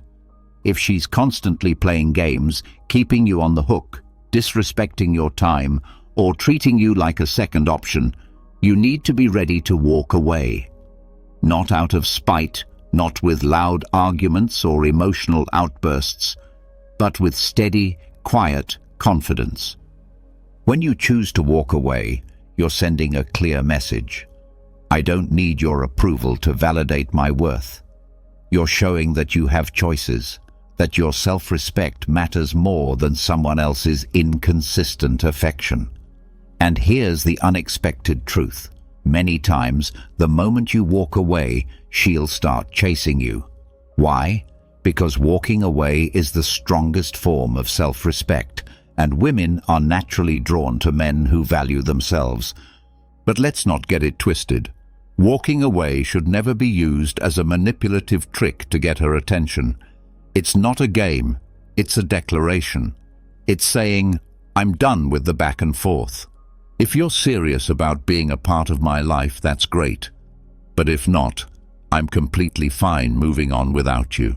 If she's constantly canceling plans, texting other guys, or treating you with disregard, you respond calmly and directly. You let her know, I'm not interested in being part of this cycle. If you're serious, let me know. If not, I'm out. No yelling, no bitterness, no drama, just cool, unwavering self-respect. And then you walk. You don't check up on her social media. You don't send follow-up texts. You shift your focus back to yourself, to your goals, and to your peace of mind. And here's the cold truth. You might walk away and never hear from her again. She might not come back, but that's okay. Because by walking away, you've already won. You've preserved your dignity. You've protected your mental peace. You've kept your self-worth intact. And believe me, those things are infinitely more valuable than holding on to a relationship that chips away at your soul. Why is walking away so powerful? Because most men can't do it. They fear losing her. They fear being alone. But when you walk away, you're announcing to the world, I'm not afraid. I know who I am, I know what I bring to the table, and I refuse to accept anything less than what I deserve. That kind of quiet certainty is rare, and it's magnetic. The best part? When you walk away, you take your power back. You reclaim control over your emotions, your happiness, and your life. You stop letting someone else dictate your mood, your confidence, or your direction. That, my friend, is the essence of true strength. So, there it is. 10 powerful, practical, and transformative principles to navigate relationships when you're dealing with emotional manipulation and mind games. But these aren't just relationship tactics, they are life strategies.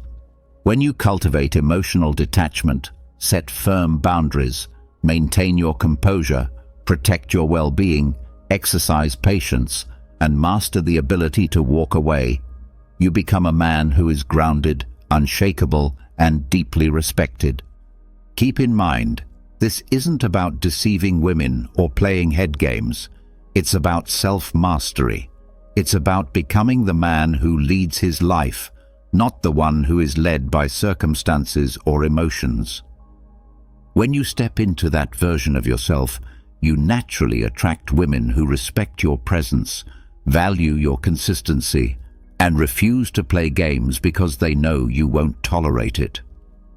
But this is just the start. These principles are your foundation, your launchpad toward becoming your highest self. The real journey begins now. Keep evolving, keep sharpening your mindset, keep living with purpose and power. Apply these truths not just in your relationships, but in your work, your habits, and your goals, everywhere. Marcus Aurelius once emphasized that true power resides not in the external events around us, but within our minds. This understanding gives us the strength to navigate a world where emotions can often feel like tumultuous waves. But how can we find our anchor amidst this storm? In this video, we will delve into 7 Stoic lessons that offer us the key to mastering our emotions and navigating through life's challenges with wisdom and unwavering calmness. Before we dive in, I'd like to ask if you could please like the video. This helps us spread the powerful philosophy of Stoicism.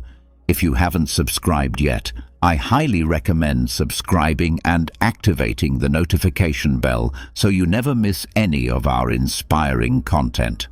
As always, be a person of virtue. Take a firm grasp of these teachings and watch until the end to fully understand what is within your control. Have you ever found yourself caught in a storm in life, whether due to unexpected events, disappointments, or sudden changes? The Stoic philosophers of ancient Greece and Rome offer us a safe haven during these storms, particularly through the concept of the dichotomy of control. For example, if you've ever planned an outdoor event and it begins to rain, you realize you cannot control the weather. However, you can control how you respond. You can choose to be frustrated and upset, or you can adapt and view the rain as a refreshing change. According to Epictetus, a Stoic philosopher, some things are under our control and others are not. This simple truth allows us to transform our lives by recognizing that while we can influence certain aspects of life, many things are beyond our control. The Stoics believe that our well-being does not depend on external events, but on how we interpret and react to them. For instance, losing a job might initially seem like a disaster, but over time you may realize it was a blessing in disguise, leading to personal growth or even a better opportunity. To put this into practice, start by asking yourself, can I control this? If the answer is yes, then take action. If the answer is no, it's an opportunity to practice acceptance and adaptability. Understanding this principle frees us from unnecessary distress and helps us approach life with calmness. We may not be able to control the winds, but we can always adjust our sails. In a chaotic world, the dichotomy of control provides clarity, helping us focus our energy where it truly matters. The second lesson is about the power of reflection before reacting. In today's fast-paced digital world, where immediacy is often celebrated, the art of reflection may seem outdated. However, this act of pausing and contemplating becomes our anchor in a world that demands quick answers. Consider the many decisions we face every day, from choosing a meal to planning a career.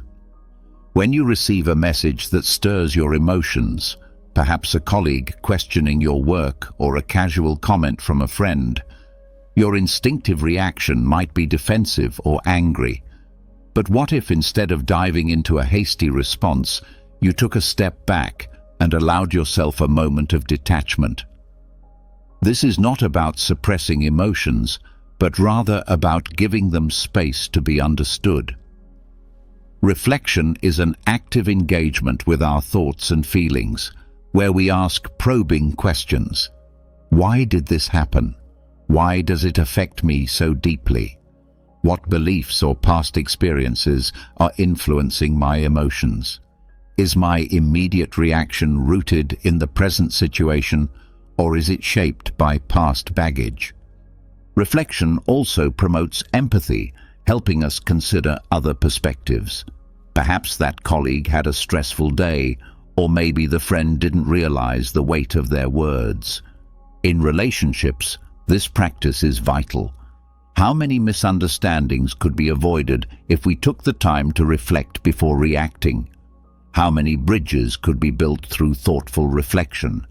Taking a moment to reflect offers clarity, compassion, and deeper connection. In professional environments, the ability to pause and ponder is an invaluable trait in leaders. Those who reflect before making decisions are often more respected and effective, seen as thoughtful individuals whose choices stem from careful consideration. In a world constantly in motion and accelerating, the act of reflection is a quiet yet powerful form of resistance, a declaration that we will not be swept away by the currents of immediacy. It's a commitment to our well-being, the quality of our interactions, and the deepening of our wisdom. The third lesson is about cultivating detachment. In a world filled with emotional turbulence, practicing detachment is essential.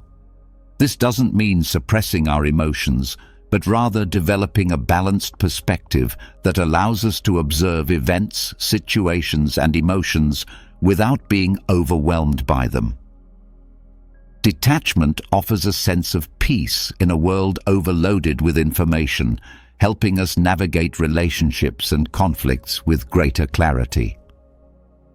Imagine watching an exciting movie. You're deeply involved, feeling every moment. But now, imagine you step back and watch the movie as an observer, understanding the plot and characters without being consumed by the emotions of the story. Practicing detachment is similar. It allows us to remain calm and composed, seeing situations for what they are without being carried away by the emotional currents they stir. When you're watching an exciting movie, you might feel a surge of emotions, excitement, sadness, and tension. Yet, even though you're deeply involved in the story, you always remember that it's just a film. There's no need to act impulsively or intervene in what's unfolding on screen. This is a perfect analogy for practicing emotional detachment. It's about engaging fully with life and feeling your emotions deeply, but also knowing when to remain seated in the theater of your mind, observing the drama without losing yourself in it. In a world that constantly bombards us with information and emotions, reacting passionately to every bit of news or event would leave us exhausted and overwhelmed. Emotional detachment acts as a protective buffer, allowing us to interact with the world in a way that's sustainable. This practice is also essential in relationships. Whether in a heated conversation or disagreement, practicing detachment can be the deciding factor between a productive discussion and a harmful argument. It helps us listen more effectively and respond with calm understanding and grace rather than being swept up by our emotions. Cultivating detachment begins with developing self-awareness. Regularly check in with yourself to recognize emotional triggers and understand the patterns that drive your reactions. By creating a space between stimulus and response, we gain the freedom to choose how we react. Instead of acting on impulse, we can respond with intention. Detachment allows us to embrace life's joys and pleasures without becoming overly attached to outcomes. It enables us to fully immerse ourselves in the journey, savoring each moment without the constant fear of losing what we have or experiencing change. In a world that's always shifting, detachment serves as a compass, guiding us with grace through life's unpredictable terrain. By embracing this practice, we can enrich our lives, bringing calm and clarity not only to ourselves, but to those around us as well. There's a powerful question we can ask ourselves in the midst of any challenge or frustration. Will this matter in 5 years? Life often throws moments at us that test our patience, resilience, and perspective, whether it's a minor inconvenience, like a delayed train, or something more significant, like a missed opportunity or a heated argument. In the heat of the moment, it's easy to get overwhelmed by our emotions.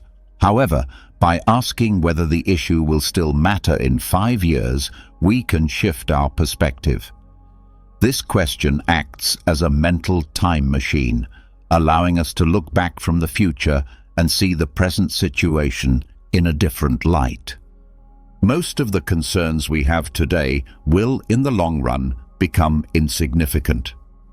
If we look back at the worries we had 5 years ago, we might find that many of them no longer matter, obscured by new experiences, learnings, and memories. This realization is both humbling and liberating, as it helps us prioritize what truly matters. By distinguishing between short-term setbacks and long-term consequences, we can focus on the things that will have lasting impact. This approach reduces anxiety and encourages us to develop strategies for overcoming challenges, knowing that many solutions become clearer with time and perspective. This mindset also helps us stay focused on what's important: our relationships, personal growth, and meaningful experiences. The ability to consider the long-term implications of our actions and decisions encourages us to invest in what truly stands the test of time. Another valuable practice is keeping a Stoic diary.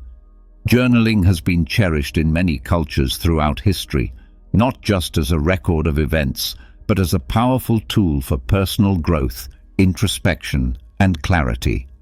Stoics, with their emphasis on self-awareness and improvement, recognized the benefits of journaling and used it to reflect on their thoughts, emotions, and actions. A Stoic diary isn't simply a log of daily events. It's a space for self-dialogue, a place to dissect our emotions, decisions, and reactions. Imagine ending your day by not just recording what happened, but also reflecting on how you responded to certain situations, what upset you, what brought you joy, and why.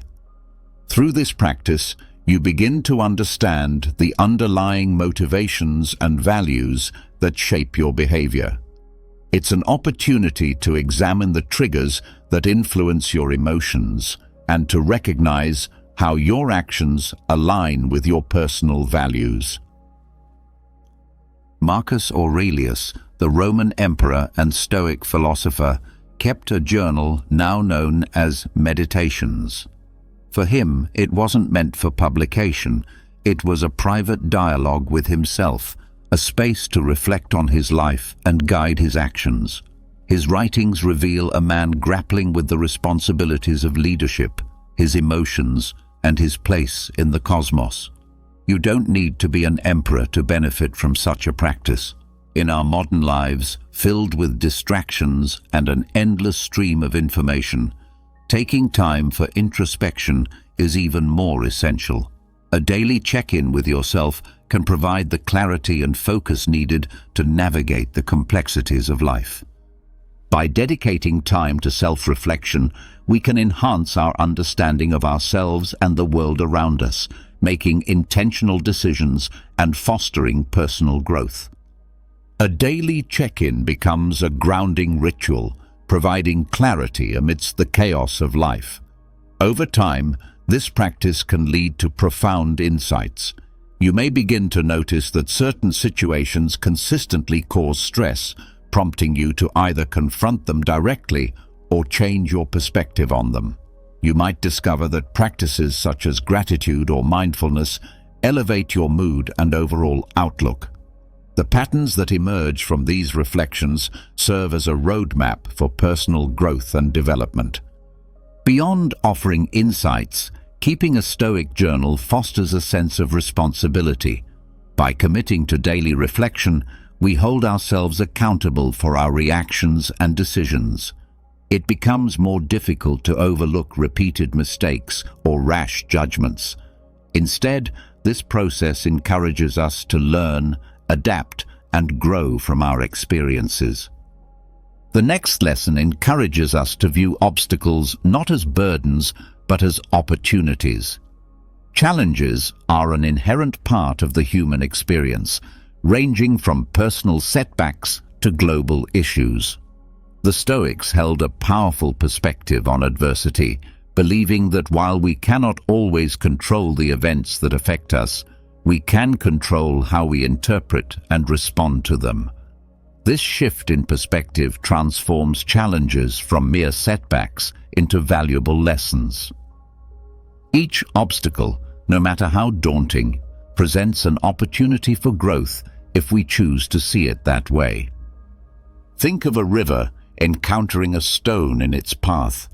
Instead of halting its flow, the river finds a way around the stone, either by eroding it over time or carving a new path through it. In the same way, obstacles in our lives can redirect our paths, often leading us to unexpected and rewarding outcomes. For example, losing a job may initially seem devastating, but it can open doors to a new career, the chance to develop new skills, or even the opportunity to start a business. Similarly, the end of a relationship can pave the way for personal growth, self-discovery, and the possibility of deeper, more meaningful connections in the future.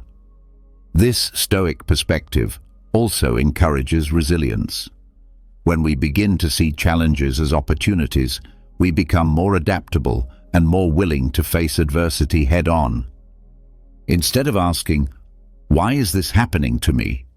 we begin to ask, "What can I learn from this?" and "How can this situation help shape me for the better?" Of course, this does not mean we should seek out difficulties or dismiss genuine hardships. Instead, it is about recognizing that within every challenge lies a potential seed of opportunity, which, when nurtured with a positive outlook, patience, and perseverance, can transform obstacles into stepping stones on our journey toward wisdom and growth. Another crucial lesson is to cultivate gratitude. In the rich tapestry of human emotions and life experiences, gratitude shines like a golden thread, weaving through moments of joy, contentment, and perspective. The Stoics recognized that gratitude is not a mere spontaneous feeling, but rather a deliberate practice, one that anchors us in the present and helps us appreciate the blessings of life. For the Stoics, gratitude was more than just saying thank you. It was about deeply acknowledging the myriad forces, moments, and people that enrich our lives. It involves recognizing the beauty in the world, the lessons that challenges bring, and the fleeting nature of each experience, which makes everything more precious. Seneca, a prominent Stoic philosopher, once said that true happiness lies in enjoying the present moment without anxiety about the future. This encapsulates the essence of gratitude, rooted in the present, valuing each moment, every experience, and every interaction. Consider the simple pleasures we often take for granted: the sound of laughter shared with loved ones, the warmth of a hug, or even the act of breathing, which sustains us. These moments, when fully appreciated, bring more beauty and meaning into our lives. Gratitude also counters our human tendency to focus on what is lacking: unfulfilled desires, uncertainties about the future, or dissatisfaction with the present. By shifting our focus to what we already have rather than what we lack, we cultivate contentment, which in turn reduces feelings of envy and resentment. Over time, this practice can significantly improve our overall well-being. A simple way to begin cultivating gratitude is by listing 3 things each day that you are grateful for or looking forward to. This practice, done consistently, can gradually transform your perspective, making you more receptive to the blessings life offers and less resentful of its challenges. Gratitude also strengthens relationships. By expressing appreciation for the acts of kindness, support, and love we receive from others, we foster deeper connections. This creates a positive feedback loop of kindness and affection, enhancing mutual respect and promoting stronger bonds. In a world that often emphasizes the accumulation of possessions, achievements, and desires, Gratitude is a reminder to focus on the richness of what we already have. It encourages us to cherish the present moment, appreciate the beauty around us, and recognize the inherent value in each experience. This practice not only nourishes our own well-being, but also nurtures the relationships that bring meaning to our lives. Gratitude serves as a gentle reminder of the abundance that already surrounds us in our lives.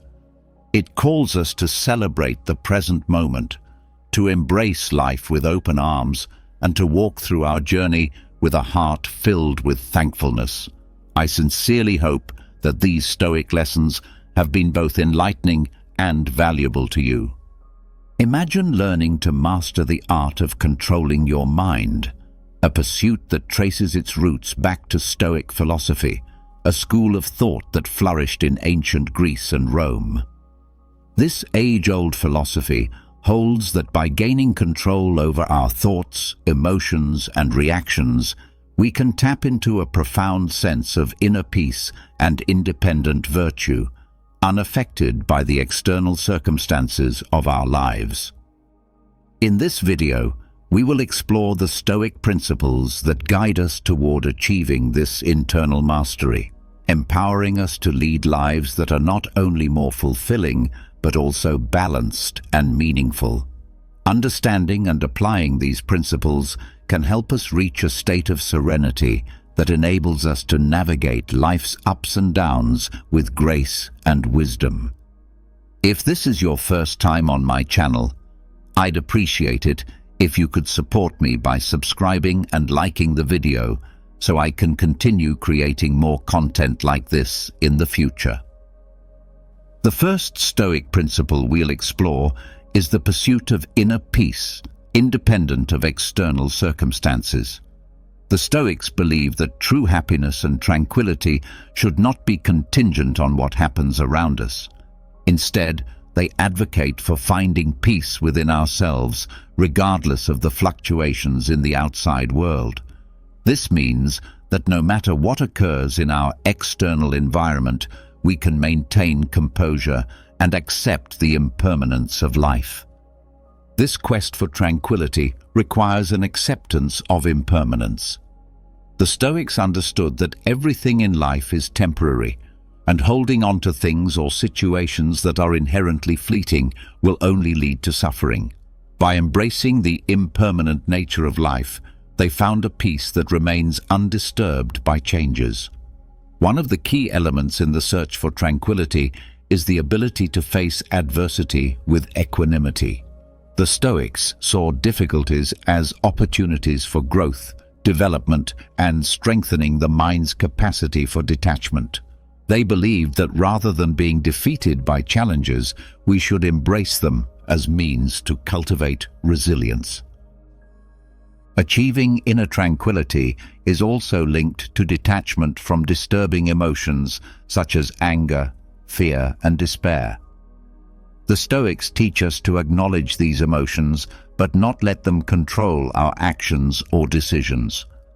By living in accordance with virtue, we create a clear conscience that shields us from feelings of guilt, regret, or remorse. For the Stoics, the true source of tranquility lies in acting with wisdom, courage, justice, and temperance. These virtues help ensure that we are not overwhelmed by negative emotions or the demands of the external world. The Stoics also emphasize the idea of contentment with sufficiency. They argue that the relentless pursuit of wealth, power, or pleasure often leads to dissatisfaction. Instead, they promote the importance of finding contentment in what is enough, steering clear of excessive desires and material attachments. Serenity, in this context, is not a distant ideal, but one that can be gradually cultivated through self-control, self-discipline, and the continuous practice of Stoic principles that foster inner freedom. The search for tranquility is, at its core, a search for inner freedom. When we are no longer slaves to our emotions, desires, or external circumstances, we experience a freedom that allows us to live in alignment with our values and principles. In summary, the pursuit of inner tranquility is a central pillar of Stoic philosophy. It involves independence from external circumstances, acceptance of life's impermanence, detachment from disturbing emotions, and an ongoing quest for virtue. This journey leads to a life that is serene, ethical, and meaningful, where inner peace is not found in external things, but within ourselves. Let's now delve into the second Stoic principle, which revolves around the acceptance of what we cannot control. This principle is foundational for mastering the mind and living a more calm and wise life. The Stoics emphasize the importance of recognizing that many events and circumstances in life are beyond our direct control. This includes the actions of others, natural events, the past, and even the future. The key to Stoic serenity is fully embracing this reality and directing our efforts toward what we can control, primarily our own thoughts, emotions, and actions. Understanding the Stoic scope of control encourages us to draw a clear distinction between what lies within our control and what lies beyond it. This distinction helps prevent unnecessary frustration by reminding us that certain things, like the behavior of others or past events, cannot be changed. By detaching from unrealistic expectations, we can avoid suffering. The Stoics advise us to let go of excessive expectations and accept reality as it is. This doesn't mean we should become indifferent, but instead adjust our expectations to align with what is possible and reasonable. Embracing adversity is another vital aspect of Stoic wisdom. The Stoics teach that adversity is an inevitable part of life, and rather than resisting it, we should accept it with resilience and courage. By seeing challenges as opportunities to grow, we develop the fortitude to face difficulties with serenity. The Stoics remind us that while we cannot control external events, we can always choose how we respond to them. The ability to select virtuous responses, such as patience, compassion, and wisdom, is one of the greatest gifts life offers. Furthermore, the Stoics advise us to detach from both the past and the future. Worrying about what has already happened or what is yet to come only prevents us from fully engaging with the present. The Stoics remind us that the past cannot be changed and the future is uncertain, so it's wise to focus our attention on the here and now, where we have the power to make choices. This acceptance of what we cannot control, combined with the constant pursuit of virtue and self-transformation, leads to inner peace and wisdom. Finally, Stoicism allows us to confront the uncertainties and challenges of life with greater balance and resilience, helping us live in alignment with the Stoic principles of a virtuous and significant life. The third Stoic principle focuses on the practice of virtue as the highest good. The Stoics identified 4 cardinal virtues that serve as foundational principles for living virtuously. These virtues are wisdom, Sophia, courage, Andrea, justice, dikaiosine, and temperance, sophrosine, each of which plays an essential role in the search for a virtuous life. Wisdom, or Sophia, is the pursuit of knowledge and understanding of the world and human nature. This virtue involves seeking the truth, developing self-awareness, and cultivating the ability to discern what is truly valuable in life. Wisdom guides us in making decisions that align with reason and the greater good, enabling us to live in harmony with the world around us. Courage, or Andrea, is the virtue that empowers us to face fear and act justly, even in the midst of danger or adversity.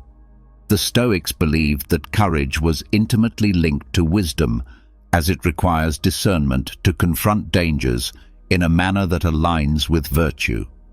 Courage enables us to persist in the face of challenges, knowing that acting rightly is more important than avoiding discomfort. Justice, or dikaiosune, involves acting with fairness, impartiality, and respect for the rights of others.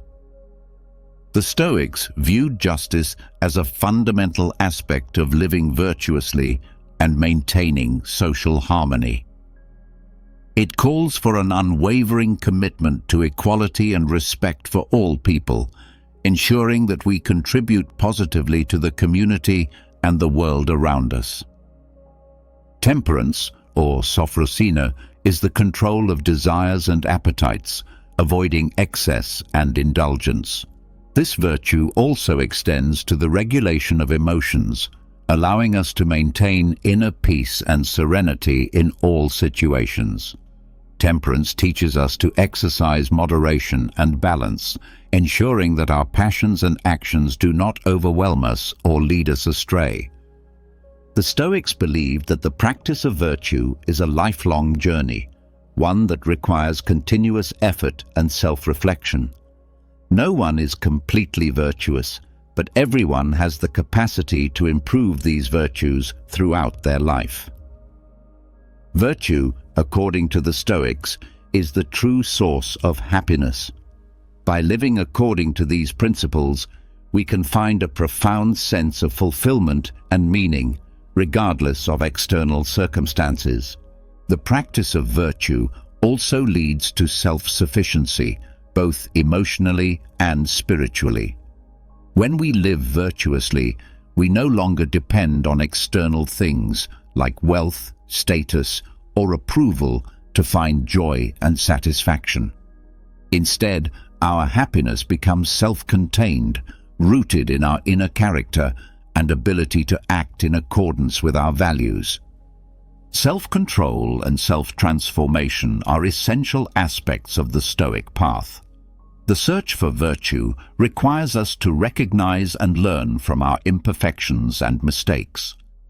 By working constantly to improve ourselves, we can become better human beings, steadily progressing toward a life of greater meaning and significance. In essence, the practice of virtue is at the heart of Stoic philosophy, guiding us toward wisdom, courage, justice, and temperance.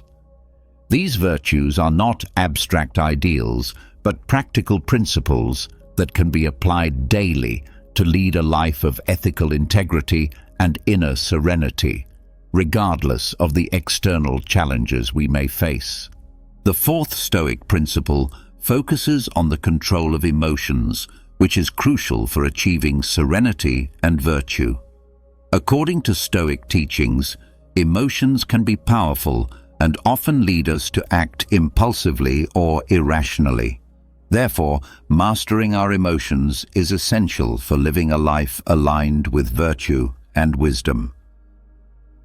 The first step in mastering our emotions is cultivating emotional self-awareness. This involves the ability to identify and understand our emotions as they arise. By recognizing when we are experiencing emotions such as anger, fear, sadness, or even euphoria, we can begin to assess them more objectively and avoid being overwhelmed by them.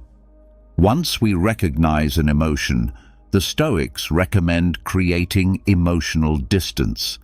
Instead of allowing ourselves to be completely consumed by the emotion, we should take a step back and examine the situation more calmly and logically. This helps us respond with reason rather than reacting impulsively. Reason, the Stoics argue, should always prevail over emotion.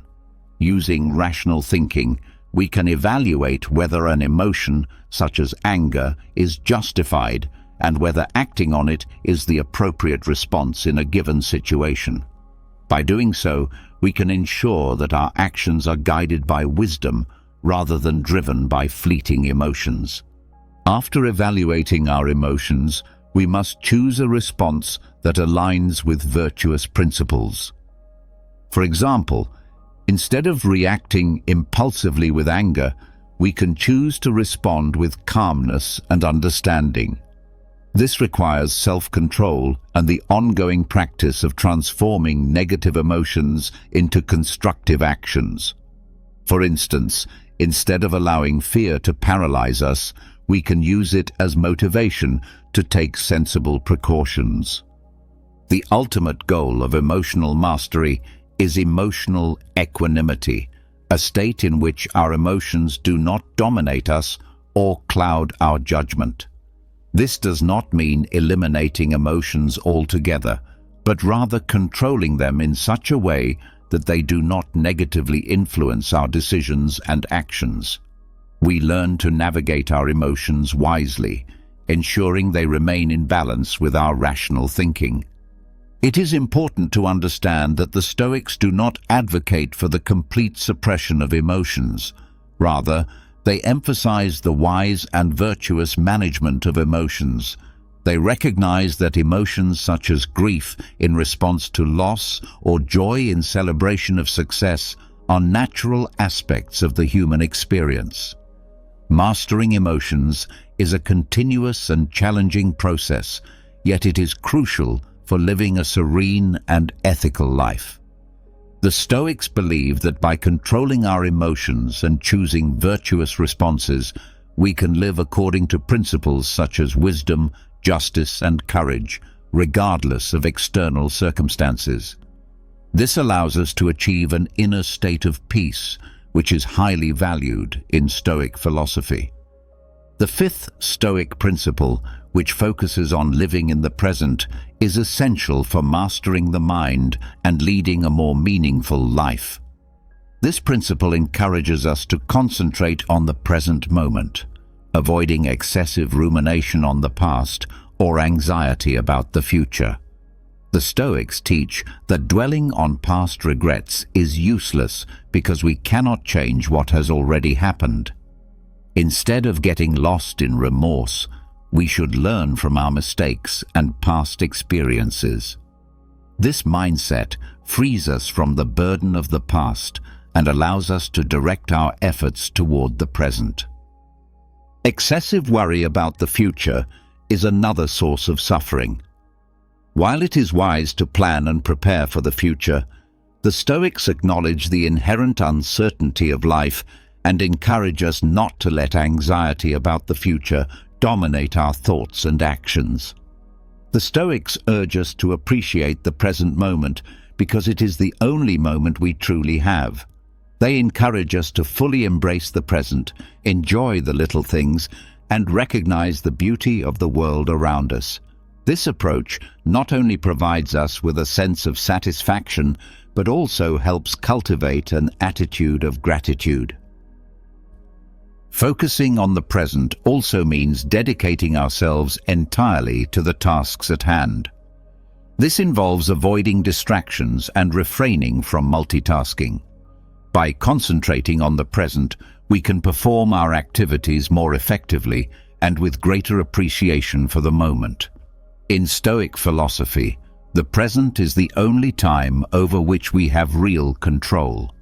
By directing our attention to the present, we can channel our efforts into making wise, ethical decisions without constantly worrying about what is beyond our control, like the future.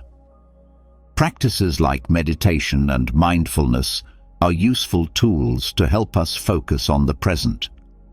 These practices train our minds to remain present, reducing mental agitation and promoting tranquility. Living more in the present allows us to experience less suffering caused by worries about the past or future. Not only does this improve our quality of life, but it also enables us to make more informed and ethical decisions. In summary, the Stoic principle of focusing on the present teaches us to value the current moment, accept the impermanence of life, and find control and satisfaction in the here and now. This does not mean ignoring the past or neglecting to plan for the future, but rather living fully and meaningfully in the present, the only moment we have control over. By doing so, we contribute to a calm mind and a more significant life. The sixth Stoic principle challenges our relationship with the external world and sensory experiences. It encourages us to find a state of equanimity with regard to these experiences. The Stoics argue that the relentless pursuit of pleasure and the fear of pain are significant sources of human suffering. To achieve serenity and virtue, it is essential to adopt an attitude of healthy indifference toward these experiences. Stoics do not advocate for the complete renunciation of pleasures, but rather for moderation and prudence.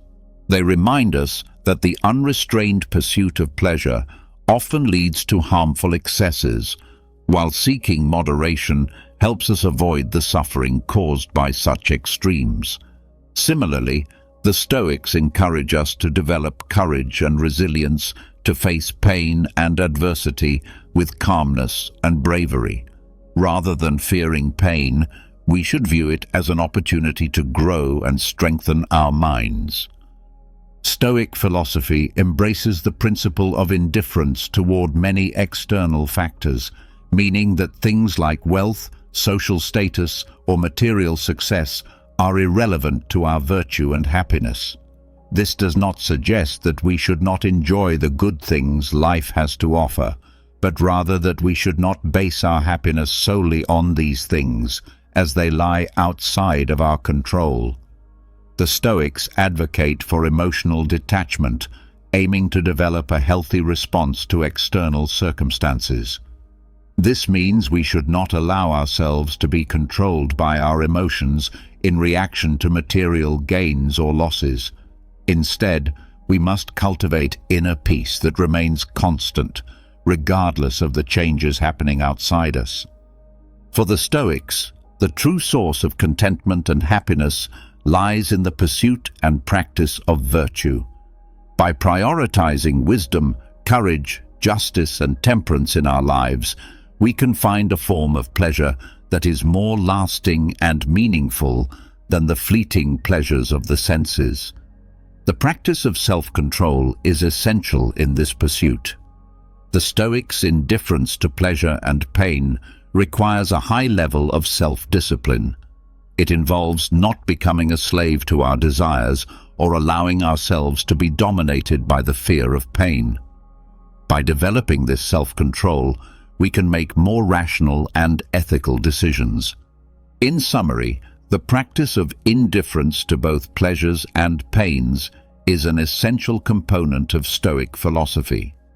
It teaches us to strike a healthy balance with sensory experiences and external factors. By doing so, we can avoid the excesses that often lead to suffering and instead find deeper contentment in the pursuit of virtue and self-transformation. This principle helps us live a more balanced and serene life. Now, let's explore the seventh and final Stoic principle: self-knowledge. Self-awareness is the cornerstone of Stoic philosophy, as well as many other philosophical and spiritual traditions. For the Stoics, understanding oneself is the crucial first step in mastering the mind and ultimately life itself. The Stoics encourage us to constantly examine ourselves.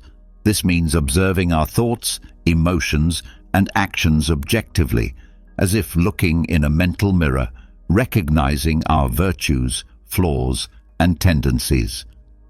A key aspect of this self-assessment is identifying our desires and aversions. Often, we are dominated by irrational desires or unfounded fears that cause suffering. By identifying these, we can begin to question their validity and work toward controlling them. The Stoics also urge us to reflect on our values and the principles that truly matter to us. What do we seek in life? This type of reflection helps align our actions with our core values, promoting greater self-acceptance and constructive self-criticism. Self-knowledge also involves the ability to accept ourselves as we are, with all our imperfections. However, This acceptance does not mean complacency. It means acknowledging the areas in which we can improve and grow. The Stoics warn against self-deception, which is the tendency to justify our actions and rationalize harmful behaviors. Through self-knowledge, we can recognize when we fall into this trap. Self-knowledge is not an end in itself, but a means to achieve continuous self-improvement. By understanding ourselves better, we can work on cultivating a more stoic mindset, developing virtues such as courage, temperance, wisdom, and justice. In short, self-knowledge is the foundation upon which Stoic philosophy is built.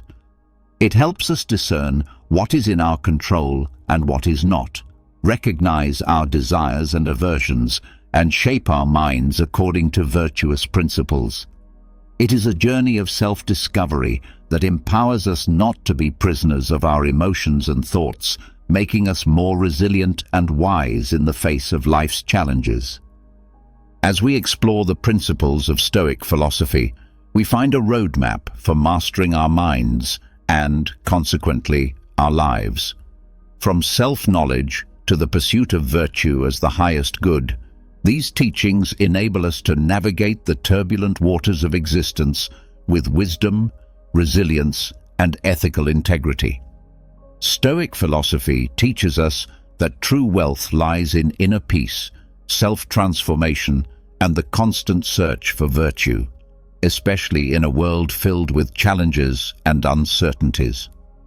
It offers us a guiding light toward a more balanced and meaningful life, reminding us that despite external circumstances, we have the power to shape our minds and choices. Have you ever felt manipulated, used, or completely drained of your emotional energy? Have you ever found yourself questioning your sanity, wondering how someone could treat you so poorly, yet make you feel as though you're the one at fault? If you've ever been in a relationship where someone constantly takes without giving, where their drama becomes your burden, or where every day feels like a battle, then this video is for you. It's time to break free from the cycle of emotional abuse and manipulation. In this video, I will share 13 insightful ways to deal with toxic people, drawing on the timeless wisdom of Stoicism, techniques that have withstood the test of thousands of years, but remain as relevant as ever in today's world.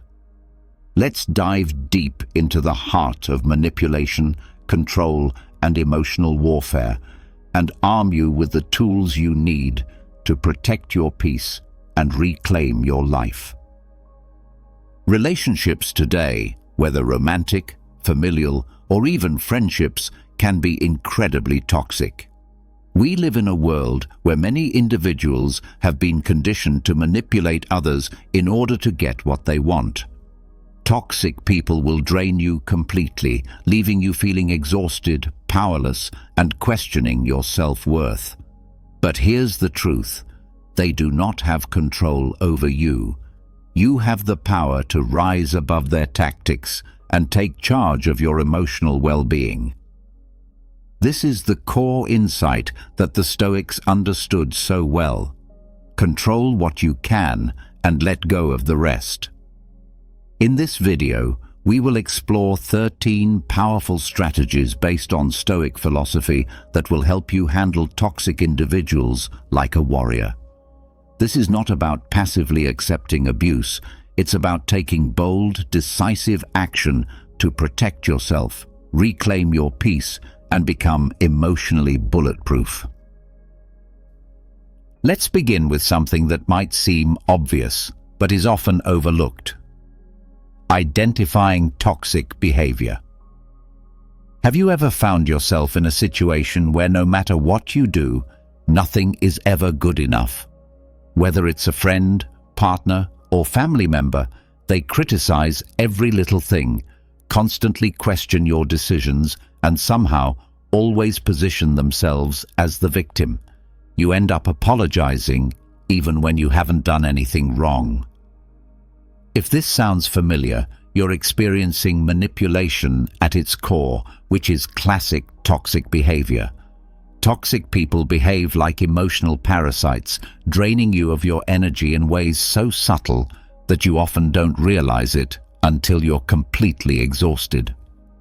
They are experts at delivering small, seemingly harmless comments that undermine your confidence, making you question your worth. They might say things like, "I was just joking," or "Why are you so sensitive?" But don't be fooled. This is emotional manipulation at its finest. Toxic people love to play the victim, twisting every situation to make you feel guilty for simply standing up for yourself.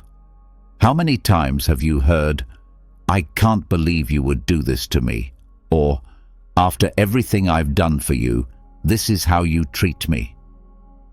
These are manipulation tactics designed to make you doubt your instincts and lower your defenses. The first step in breaking free is recognizing these behaviors for what they truly are: emotional abuse. It's not just a bad day or a miscommunication. It's a deliberate attempt to control and manipulate you. Once you see through the mask they wear, you can start taking steps to protect yourself. Here's a golden rule to remember. If you constantly find yourself justifying someone's behavior to others or even to yourself, that's a huge red flag. Healthy relationships don't require you to explain away mistreatment. Toxic ones do. Now, let's address a powerful truth. It's not personal. Toxic people's behavior is never about you. It's always about them. While this might sound simple, think about how many times you've internalized their words, questioning whether you truly are the problem. They make you feel like everything is your fault, but the reality is, their behavior is a reflection of their own inner turmoil and insecurities. They can't take responsibility for their own actions, so they project their negativity onto you. Have you ever noticed how a toxic person will lash out at you when they're feeling insecure or stressed? Maybe they've had a bad day at work or are unhappy with their own life, but instead of dealing with their own issues, they take it out on you. Suddenly, you're the target, and they twist every situation to make it seem like you're the one causing the problems. But here's where Stoicism offers a powerful insight. We don't control what others do, only how we respond. Toxic people want you to react. They want to trigger your emotions because that's how they maintain control. Once you understand that their behavior has nothing to do with you, you can rise above it. You can let go of the guilt, the self-doubt, and the need to fix them. Because here's the truth, you can't fix them. You can only protect yourself. When they try to drag you into their emotional mess, remind yourself, it's not about me. You are not their therapist, their emotional punching bag, or their scapegoat. Their issues are their responsibility, not yours. Now that you've recognized toxic behavior and understood that it's not about you, it's time to set clear boundaries. And when I say boundaries, I don't mean vague, wishy-washy lines in the sand. I mean firm, non-negotiable rules that protect your peace and well-being. The thing is, toxic people hate boundaries because they limit their control over you. Let me let you in on a little secret. The reason toxic people push your limits is that they're testing you. They want to see how much they can get away with. It might start with small things, like constantly texting or calling you at all hours, interrupting your work, or demanding your attention when you need space. Then it escalates, and before you know it, you're sacrificing your time, your energy, and your mental health just to keep them happy. But here's the kicker. You don't owe anyone your energy. Your time and emotional well-being are precious, and you have every right to protect them. Setting boundaries isn't selfish, it's necessary. You have to be able to say no without guilt, without explanation, and without fear of retaliation.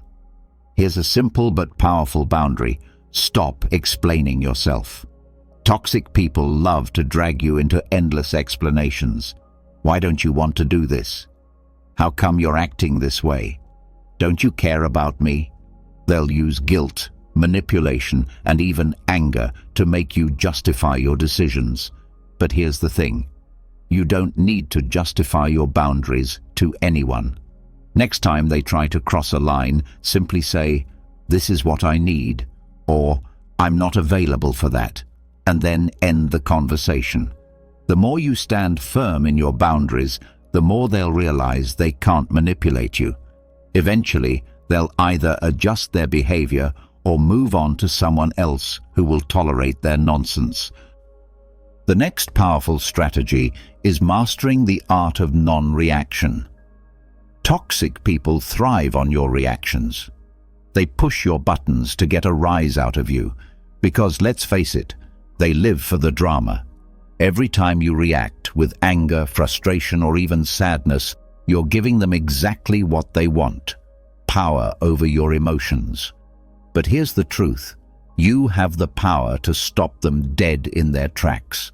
Stoicism teaches us that while we can't control other people's actions, we can control how we respond. Imagine you're in the middle of an argument with a toxic person. They're throwing accusations, insults, and blame your way, hoping to provoke a reaction. What if, instead of engaging, you stayed completely calm? What if you simply didn't react at all? This might sound crazy, but I promise it's one of the most powerful moves you can make. When you stop reacting to their nonsense, you strip them of their power. They can't control you if you refuse to play their game.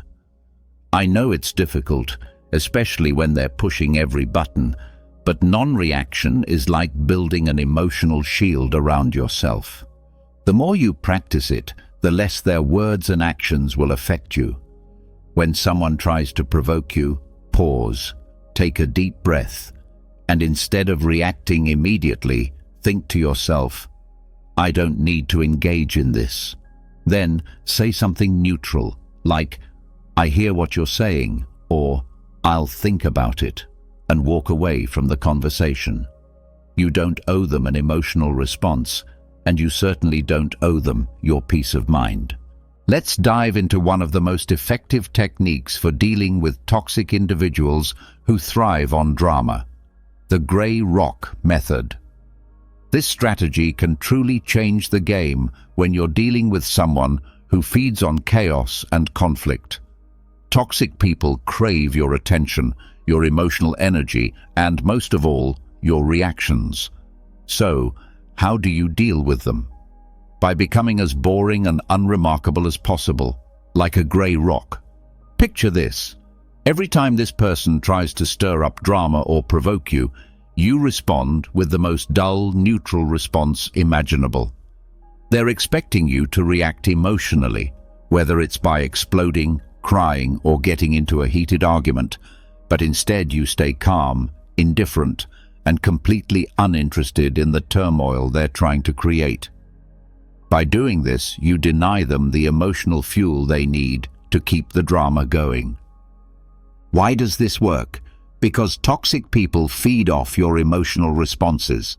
When you react emotionally, you give them the energy they crave. But when you become a grey rock, emotionless, detached, and unaffected by their antics, they lose interest. They thrive on drama, and without it, they are left with nothing. Over time, they may adjust their behavior because they're not getting the reactions they expect, or they may simply move on to someone else who will feed their need for chaos. Keep in mind, this isn't about being passive or letting them walk all over you. It's about protecting your peace. By refusing to engage in their game, you take back control, refusing to give them access to your emotions. That's the ultimate form of control. Try this next time someone tries to drag you into their toxic drama, and you'll be amazed at how quickly the dynamic shifts when you remain unreactive. Another powerful technique for dealing with toxic people is the broken record technique. Toxic individuals can be relentless. They don't take no for an answer and will keep pushing until you eventually give in. Does this sound familiar? Perhaps it's a friend who always expects you to drop everything to help them, or a partner who keeps asking for something you've already refused. These people can be like bulldozers, relentlessly pushing you until you cave in. This is where the broken record technique comes into play, and trust me, it's one of the most powerful tools you can use in these situations. Here's how it works. Instead of getting sucked into an argument or justifying your stance, you simply repeat your position over and over again, like a broken record. Imagine this scenario. Someone asks you to do something unreasonable, and instead of explaining, justifying, or debating, you calmly say, "I'm not comfortable with that." They'll push back, but you remain firm, repeating, "I'm not comfortable with that." No emotion, no defensiveness, just calm, steady repetition. Eventually, they'll realize they can't break through your wall, and they will either give up or reveal their true colors. This technique works especially well in close relationships where toxic individuals feel entitled to your time, energy, or resources. The beauty of the broken record technique is that it doesn't escalate the situation, but it firmly reinforces your boundaries. Toxic people thrive on wearing you down, but when you stand your ground with unwavering consistency, they lose their grip. Remember, your boundaries are non-negotiable, and you don't owe anyone an explanation for protecting your peace. One of the hardest truths you may need to accept when dealing with toxic people is that sometimes the best way to protect yourself is to limit your exposure to them. Some people are just bad for you, no matter how much you love them or how long you've known them.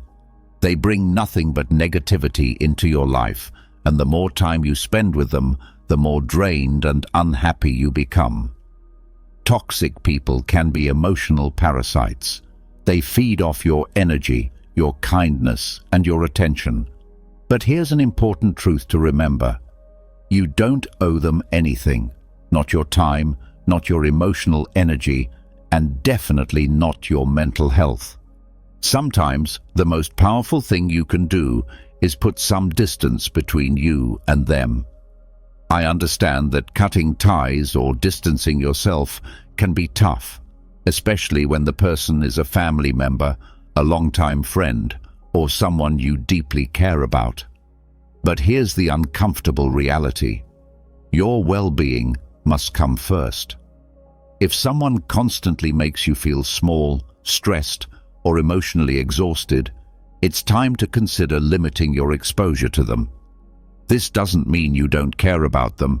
It simply means you care enough about yourself to protect your peace. Limiting exposure can take many forms. It might involve seeing them less often, keeping conversations brief, or steering clear of sensitive topics that trigger toxic behavior. If it's a co-worker, it could mean limiting interactions to strictly professional matters. If it's a family member, it might mean setting firm boundaries around when and how you engage with them. You can still be polite and respectful while guarding your energy. Your mental health is priceless, and toxic people do not have the right to take that from you. Building a strong support system is another powerful way to deal with toxic people. One of the most insidious tactics toxic individuals use is isolation.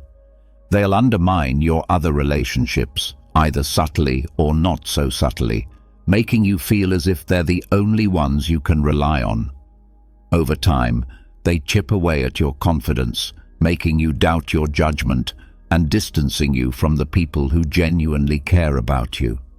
This is how they maintain control, by feeding off your dependency and keeping you trapped in their toxic web.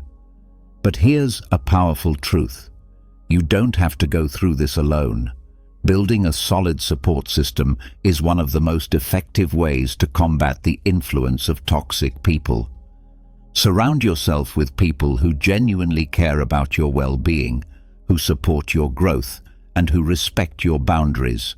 Whether they're family, friends, or a community of like-minded individuals, having a network of people who support you will make a huge difference in how you handle toxic relationships. When you have people in your corner who uplift you, it becomes much harder for toxic individuals to tear you down. Your support system should consist of people who encourage you to be the best version of yourself, those who challenge you to grow in ways that feel empowering, not draining. These are the friends who call you out when you're slipping, but they do so with kindness, not judgment. They're the ones who respect your boundaries, support your decisions, and never make you feel guilty for choosing what's best for you. When you have a tribe of people who love and respect you, toxic people lose their power because they can no longer isolate you. Remember, the stronger your support system, the weaker the toxic person's grip on your life. Find your people, lean on them, and let their positivity reinforce your own strength. Self-care is a necessity when dealing with toxic people. Toxic individuals can be exhausting, whether through emotional manipulation, constant criticism, or relentless negativity. They have a way of draining you. That's why self-care isn't just a luxury, it's a vital tool for protecting yourself. Think of self-care as your emotional armor, shielding you from the corrosive effects of toxic relationships. Without it, you're vulnerable to burnout, resentment, and emotional exhaustion. So what does self-care look like when you're dealing with toxic people? It's more than just bubble baths and spa days, though those can certainly help.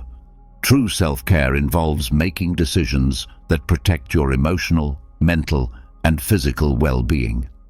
It's about knowing when to say no without feeling guilty and creating space for yourself to recharge, reflect, and recalibrate.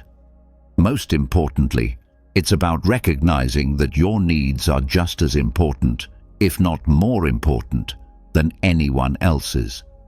Toxic people will never prioritize your needs. They'll expect you to put them first, to sacrifice your time, energy, and well-being for their benefit. But here's the key. You don't have to do that. You have the right to put yourself first, to take care of your mental health, and to refuse to let their negativity drain you. Self-care might involve taking breaks from social interactions, practicing mindfulness or meditation, or engaging in activities that bring you joy and fulfillment. Self-care also means recognizing when you've reached your limit. If a toxic person is pushing you too far, it's okay to take a step back, create space, and focus on your healing. Stoicism teaches us the importance of maintaining inner peace, and self-care is the foundation of that peace. When you prioritize your well-being, toxic people lose their power over you because you no longer depend on their approval or validation. Dealing with toxic individuals can feel overwhelming, but one of the most crucial realizations you need to have is this: you cannot fix them. No matter how deeply you love them, how much effort you put into understanding their behavior, or how many sleepless nights you spend trying to help them, you are not responsible for their healing.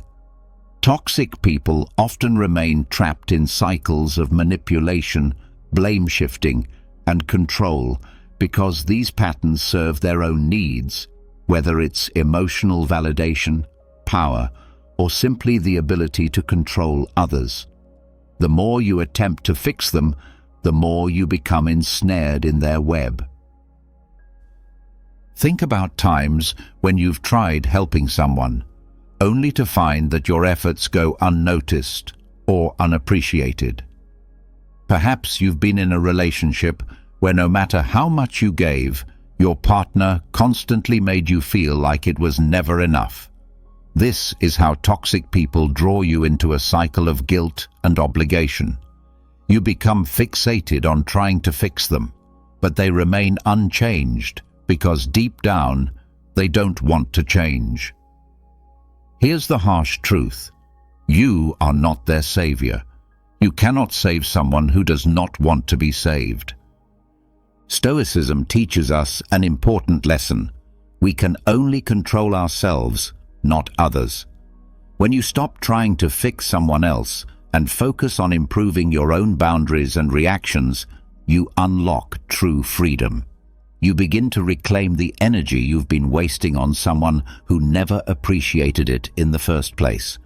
The moment you realize that fixing toxic people is not your responsibility is the moment you break free from their manipulation. It's not your job to repair someone who refuses to heal, and you deserve relationships where your love and effort are valued and respected, not ones where your emotional labor goes unrecognized and unrewarded.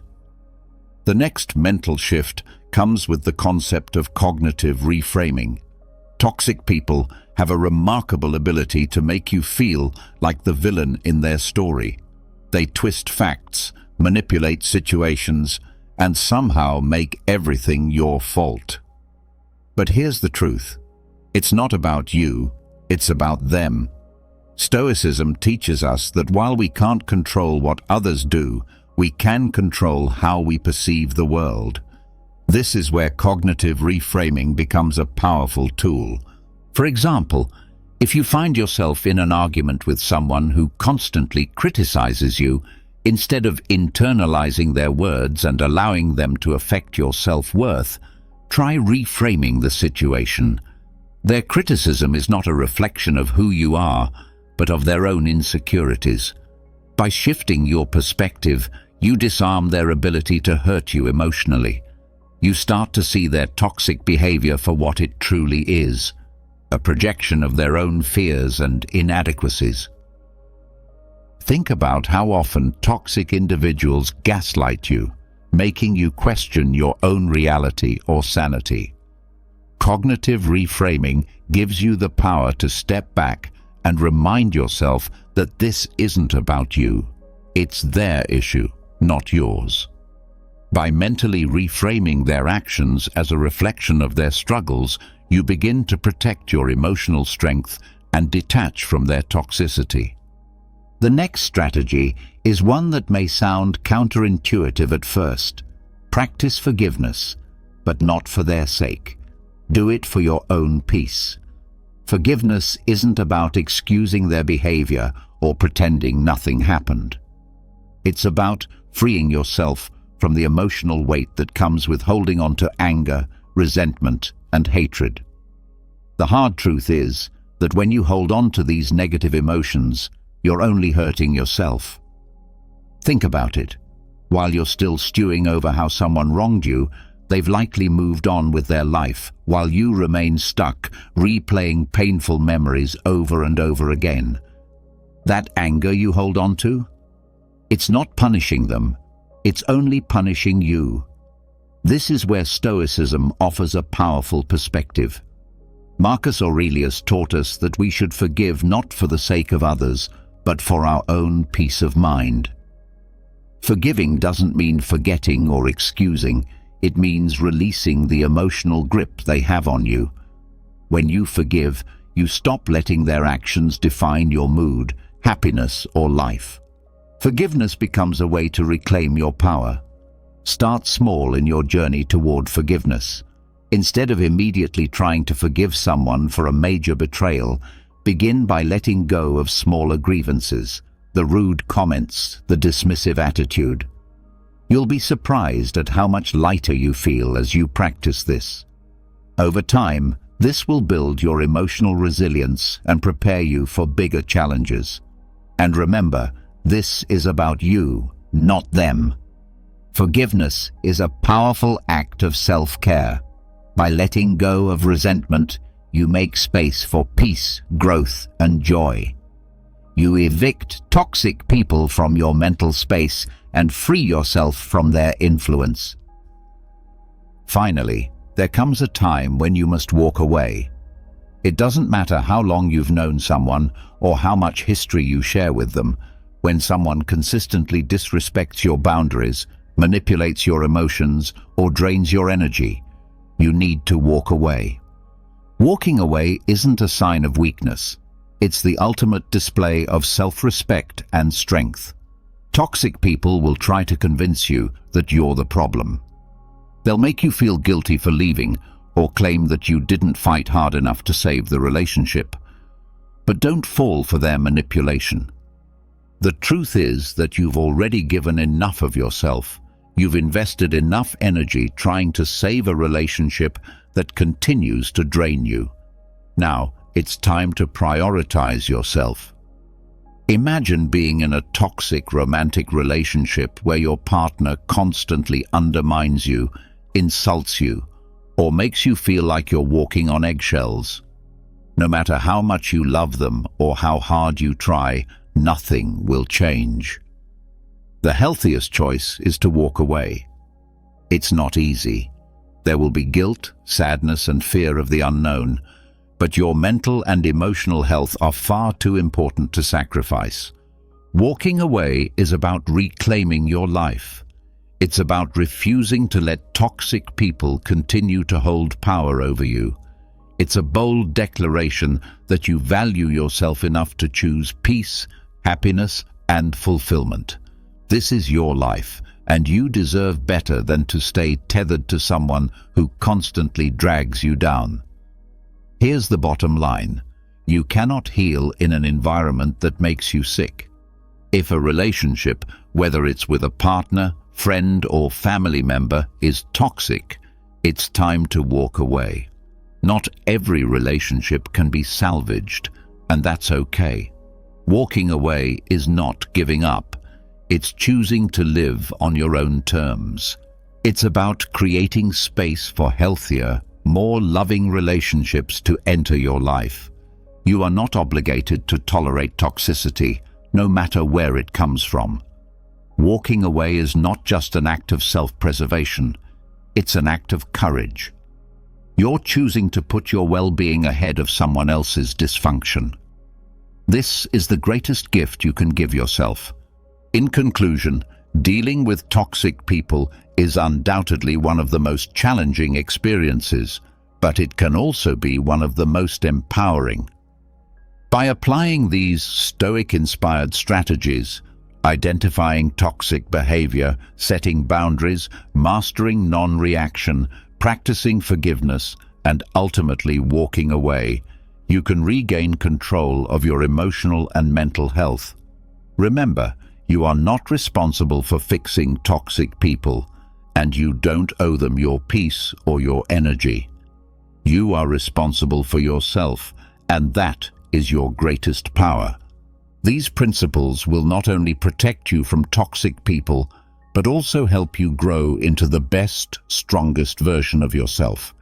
You deserve relationships that nurture you, not ones that drain you. With these strategies, peace is something you can achieve, no matter how toxic the people around you may be. You don't really need anyone, or at least that's what it might seem like at first glance. Yes, friend, it may sound like a bold or even controversial statement in today's world, which is deeply immersed in social media, constant external validation, and a profound fear of loneliness.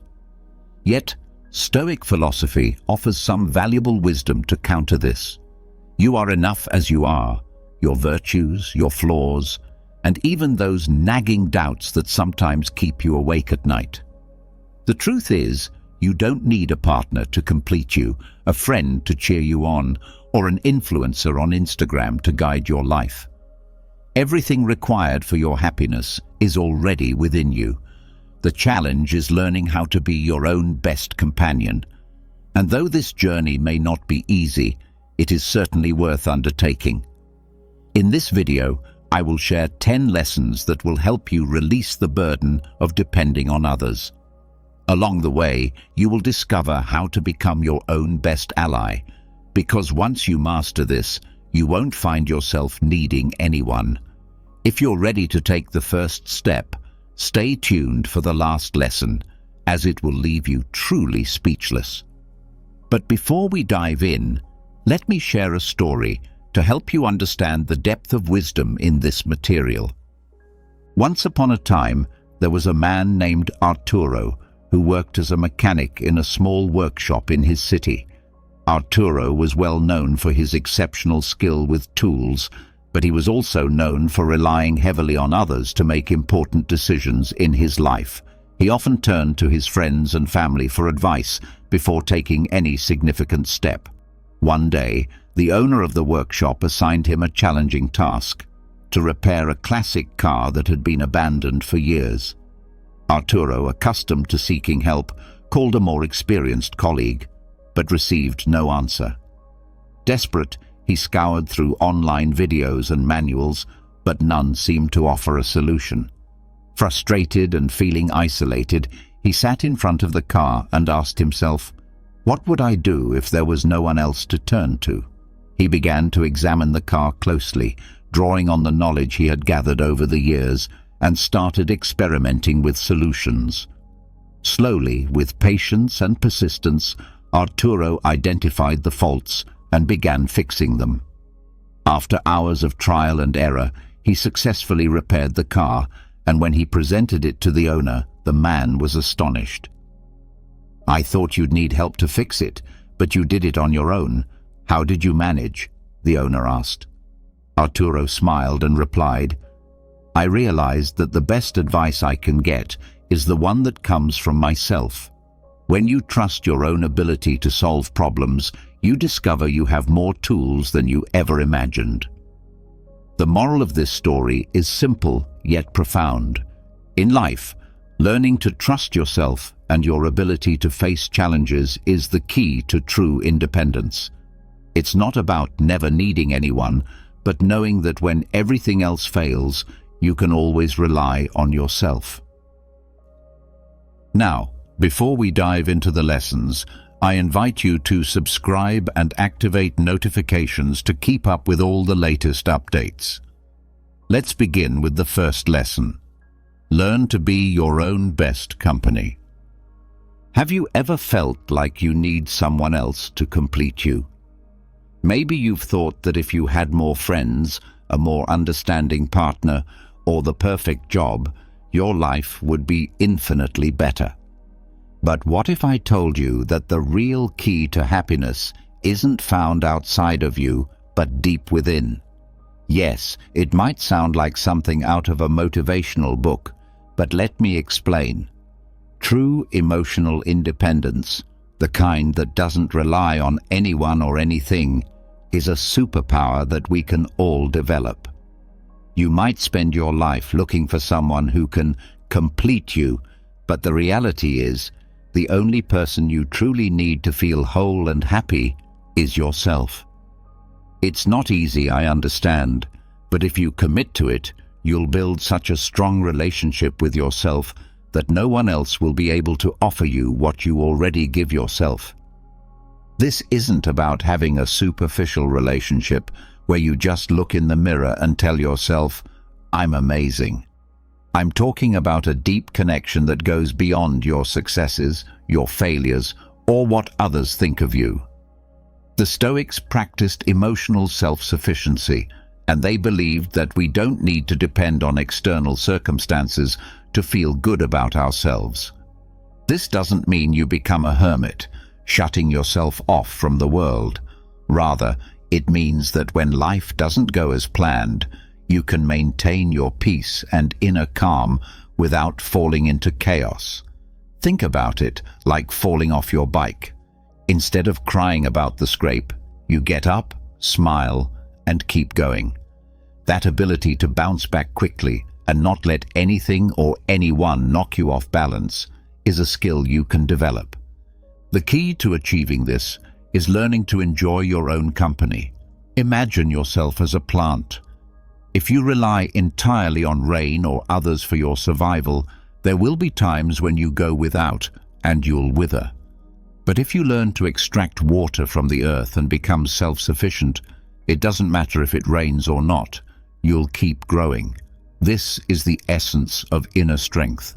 Not that you don't need others, but that you no longer depend on them for your sense of completeness. The path to this is simple.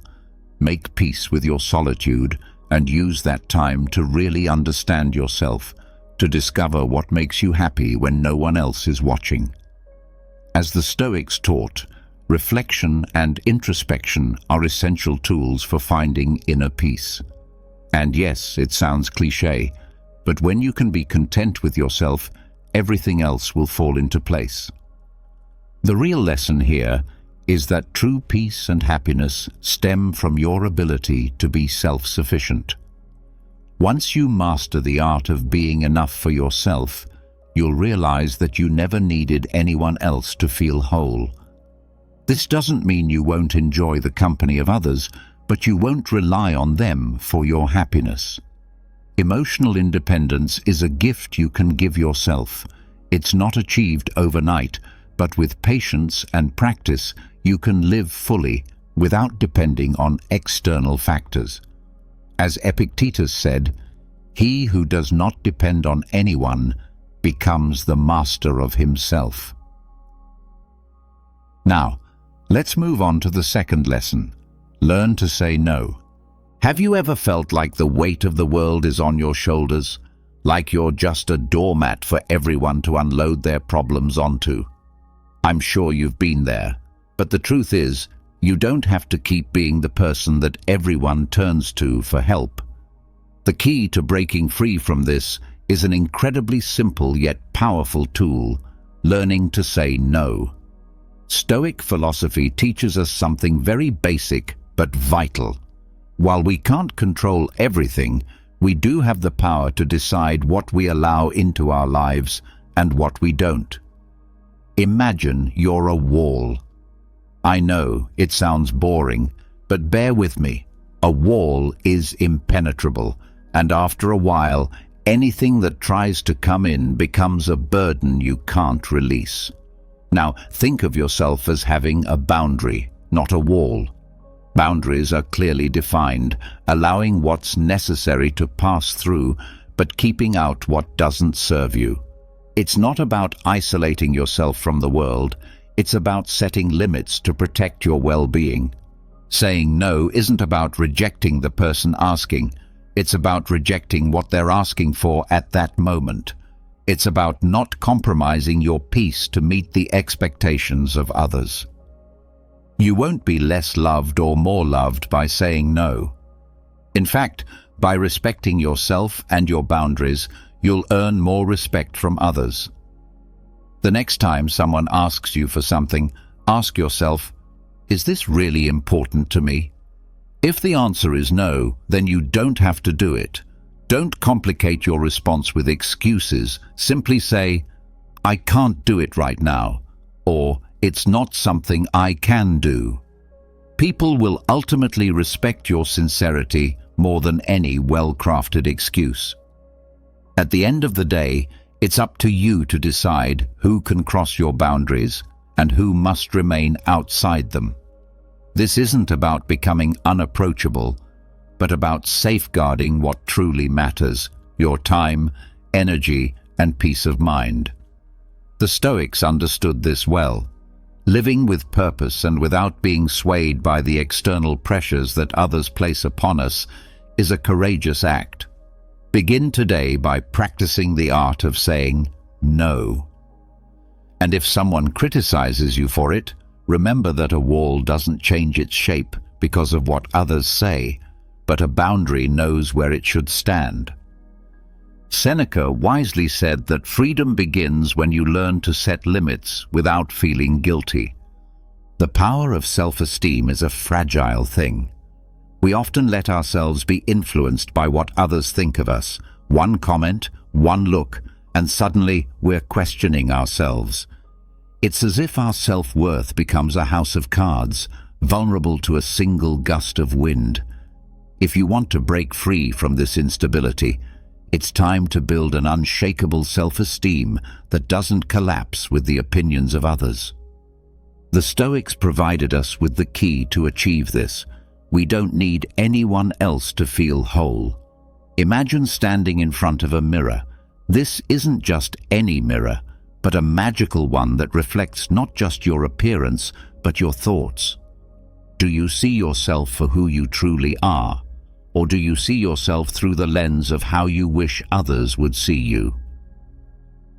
It's interesting how our self-esteem has become a distorted reflection shaped by external expectations, the gaze of others, their judgments, and the constant feedback from social media that tells us whether we are good or bad. It's difficult to remain calm when it feels as if the entire world has something to say about you. But what if I told you that true confidence has nothing to do with what others think of you? The Stoics knew this. Instead of clinging to the opinions of others like they were essential to our survival, they cultivated something far stronger: self-sufficiency. This ability to rely on oneself for validation is the foundation of unshakable self-esteem. To build this, there are a few crucial steps. The first is to accept your imperfection. Nobody is perfect, and if you think you can attain perfection, you are likely deceiving yourself. The Stoics knew this well. Perfection is a fantasy. Instead, it's about being wise in how we manage our emotions and reactions. The second step is to stop seeking external validation. If you're constantly searching for approval, you will find yourself stuck on a hamster wheel, running endlessly without ever reaching your destination. The Stoics practiced indifference to criticism, knowing that the only evaluation that truly matters is their own. When someone criticizes you, simply observe it and let their words slide off you like water over a stone. Another important step is to practice gratitude for yourself. If you are unable to recognize your own accomplishments, no one else will do it for you. Make space to thank yourself and celebrate your progress, no matter how small. Every step forward is a victory. Stoic philosophy emphasizes the importance of daily reflection, a kind of personal balance sheet where you are your own judge. You must become your own support system instead of relying on others to lift you up. Self-pity does not equate to complacency. It's about understanding that we all have low moments, but we are capable of rising above them without needing someone else to do it for us. When you achieve emotional independence, you realize that you do not need constant approval from others. Unbreakable self-esteem is not based on what others say about you, but on what you tell yourself. Learning to live without the constant need for external validation will make you freer, stronger, and more authentic. If you stop looking to others for what can only be found within, you will discover that you are more than enough just as you are. As Marcus Aurelius told us in his Meditations, true freedom begins when you stop seeking from others what only you can provide for yourself. Now, let's talk about when silence becomes your best advisor. Have you ever found yourself surrounded by noise, yet felt a deep emptiness? I'm not just referring to the constant hum of city life or the endless buzz of phone notifications. I'm talking about the internal noise that makes you feel as though you need more people, more opinions, more external validation. But what if I told you that everything you need is already right there in front of you, in that uncomfortable space you try to avoid? Silence. In its purest form, silence is often seen as a threat. It's the place where we face our own company, and like a mirror, it reflects our true selves. It can be terrifying to be alone with your thoughts, but it is precisely in these moments that clarity begins to appear. When the noise fades, we finally hear what we need to hear, what belongs to us, what truly matters.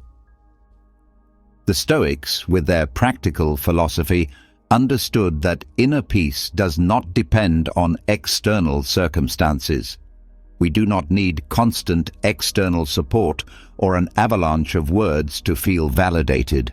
They understood that true strength lies in the ability to find serenity even when the world is chaotic.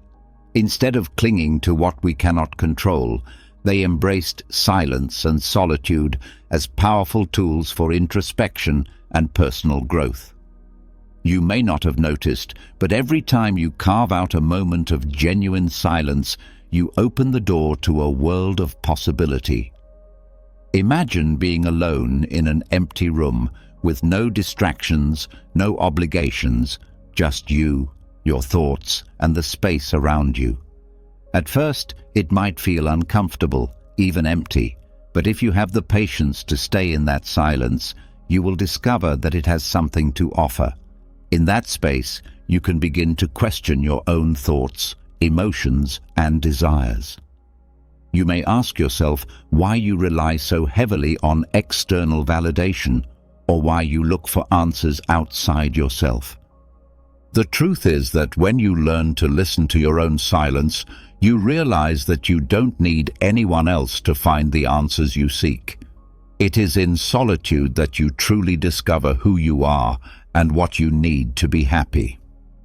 This is the power of silence. It doesn't force you to be someone you're not. It allows you to simply be yourself. Now, this doesn't mean you should stop relating to others or become a hermit. The key is finding balance. Learning to be alone and in silence teaches you to be less dependent on the opinions of others and to trust your intuition. It helps you find peace within yourself. It's like learning to swim in calm waters. No matter how fierce the storm may rage outside, you remain safe in your own space. No one can take that peace away from you once you've learned how to cultivate it from within. If you find it difficult to make time for silence, start with small moments each day, just a few minutes without music, without phones, without conversations. Even these brief moments will teach you that you do not need the constant company of others to feel complete. Ultimately, the peace and clarity you seek are not outside of you. They are within, waiting to be discovered in silence. Though it's not an easy or immediate process, it is undoubtedly the path to a fuller and more authentic life. Learn to value solitude and silence, and you will see how the noise of the world becomes irrelevant. As a wise proverb says, true freedom begins when you learn to listen to what silence has to tell you. Finally, let's explore the power of being your own hero. Have you ever felt like you needed someone to pull you out of a tough situation? We've all been there. Life isn't always smooth sailing, and sometimes it seems like everything is falling apart. But what if I told you that you don't need anyone else to get you out of the mess you're in? Yes, I know it sounds like a crazy idea, but the truth is that everything you need is already within your grasp. We've been sold the idea that we need a hero, a powerful figure who will swoop in and save us when times get tough. Movies, books, and television constantly reinforce the belief that someone else with extraordinary abilities is always there to rescue us from our troubles. But that's just a fantasy. The hero you've been searching for is already inside you. Yes, it's easier said than done, but the Stoics offer us a valuable lesson. You cannot control everything that happens around you, but you do have control over how you respond to it. Stoic philosophy invites you to view challenges as opportunities to strengthen your character. Instead of waiting for someone to come and solve your problems, why not become the hero of your own life? You already have all the tools you need, you just need to use them. The first step is to stop expecting things to change magically. The world is not going to adjust itself to make things easier for you. While it's true that life is filled with difficulties, sometimes overwhelming ones, once you realize that the only thing you can truly control is your attitude, everything will shift. This is where the magic lies. You have the power to turn every difficulty into a lesson for personal growth. To start, recognize that you are responsible for your own life. Instead of looking around for someone else to solve your problems, look inward and ask yourself, what can I learn from this? How can I grow through this difficulty? Life will never be perfect, but at least you can control how you choose to respond. Make your challenges the raw material for your evolution. It won't always be easy, but that is the key difference between being a passive observer of your life and becoming the protagonist. Remember, power doesn't come from outside, it comes from within. If you let your thoughts and emotions control you, your life will always be at the mercy of what happens around you. But if you take control, you will become the hero of your own story, rising after every fall. There's no need to rely on someone else for strength. You already have everything you need to move forward. You just need to learn how to use it. Be the hero of your life without depending on anyone else for success. Life is yours, and only you have the power to decide what to do with it. So the next time you feel lost or in need of external help, remember that everything you need is right in front of you, your own strength. As Lao Tzu once said, the hero you seek won't come to save you because you were never in danger. You just needed to realize that you were always safe. Have you ever felt like you're carrying a huge weight on your shoulders even though you're surrounded by people? It's like carrying an invisible backpack full of stones, draining relationships, thoughts that never let you breathe, worries that add up to nothing. The good news is that you don't need anyone else to help you carry that burden. You can stop carrying that backpack on your own. This is where emotional minimalism comes in. But don't worry, I'm not talking about cutting people out of your life. I'm talking about learning to let go of what you really don't need. And believe me, it's not as complicated as it seems. Emotional minimalism is like doing a spring cleaning for your mind. You take a moment to assess what you've accumulated over time. Friendships that no longer bring you joy, thoughts that get stuck in your mind like an annoying song, or fears that make no sense. Stoic philosophy teaches the power of focusing only on what we can control, and that includes our emotions and relationships. If something or someone doesn't bring you peace, do you really need it in your life? Imagine being surrounded by people who constantly drain your energy. It's like being at a party where everyone is talking, but no one is listening. Every time you try to express yourself, someone adds more weight to your shoulders without you even realizing it. The worst part is that you get used to it, until one day you can't carry it any longer. The key is to identify the relationships and thoughts that steal your energy and learn how to let go of them without feeling guilty. So how can you start? The first step is to recognize if someone or something is leaving you drained. Start by questioning what it truly brings to your life. Sometimes we cling to things simply because we're used to them, but in reality, this extra weight is only holding us back. The same goes for expectations, those that tell us we need to be someone we're not or have something we don't. Here's the truth. You don't need all that. The Stoics understood this well. If you learn to free yourself from what you cannot control, you liberate yourself from unnecessary suffering.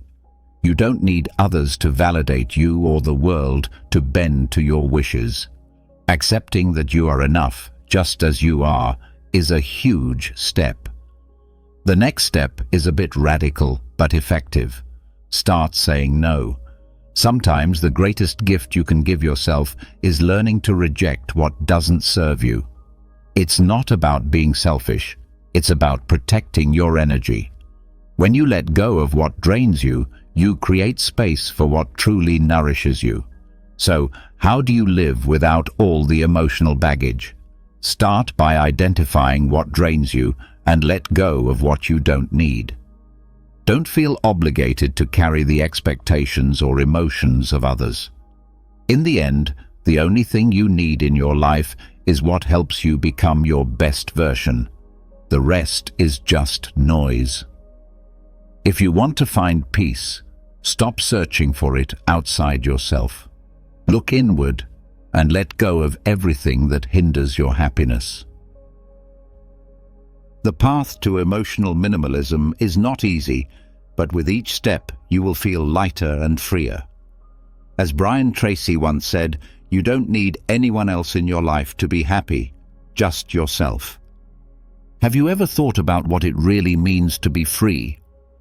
I'm not talking about the freedom to do whatever you please, like skydiving or eating pizza at 3 a.m., though that certainly sounds fun.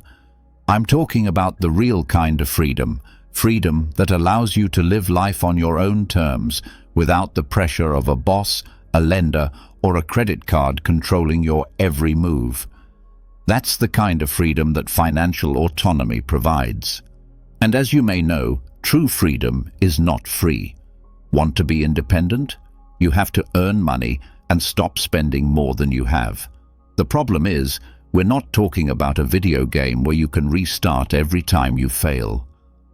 In real life, taking control of your finances is more like learning to ride a bike. At first, you fall and scrape your knees, and you might wonder if it's really worth it. But if you persevere, eventually, you'll be able to go wherever you want without depending on anyone else. First, you have to understand that financial freedom doesn't just happen on its own. It's not a gift someone hands to you in a box. The truth is, everyone who has achieved financial independence has worked hard to free themselves from the chains of money.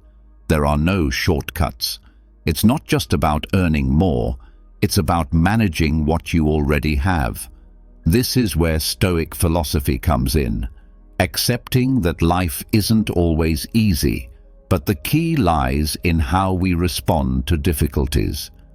The Stoics knew that the true source of freedom is controlling what we can control, and you, my friend, can control your finances.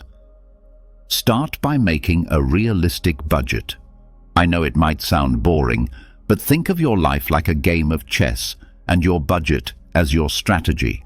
Without it, you're just moving pieces without purpose. When you know exactly how much money is coming in and going out, you take the first step in making money work for you rather than the other way around. Get rid of debt as if it were a parasite. Debts can sneak into your life without you even noticing, and before you know it, they've become the worst kind of tenant, staying longer than they should. Do your best to eliminate them as quickly as possible. Invest in your future, because financial independence isn't achieved just by saving. You need to make your money work for you.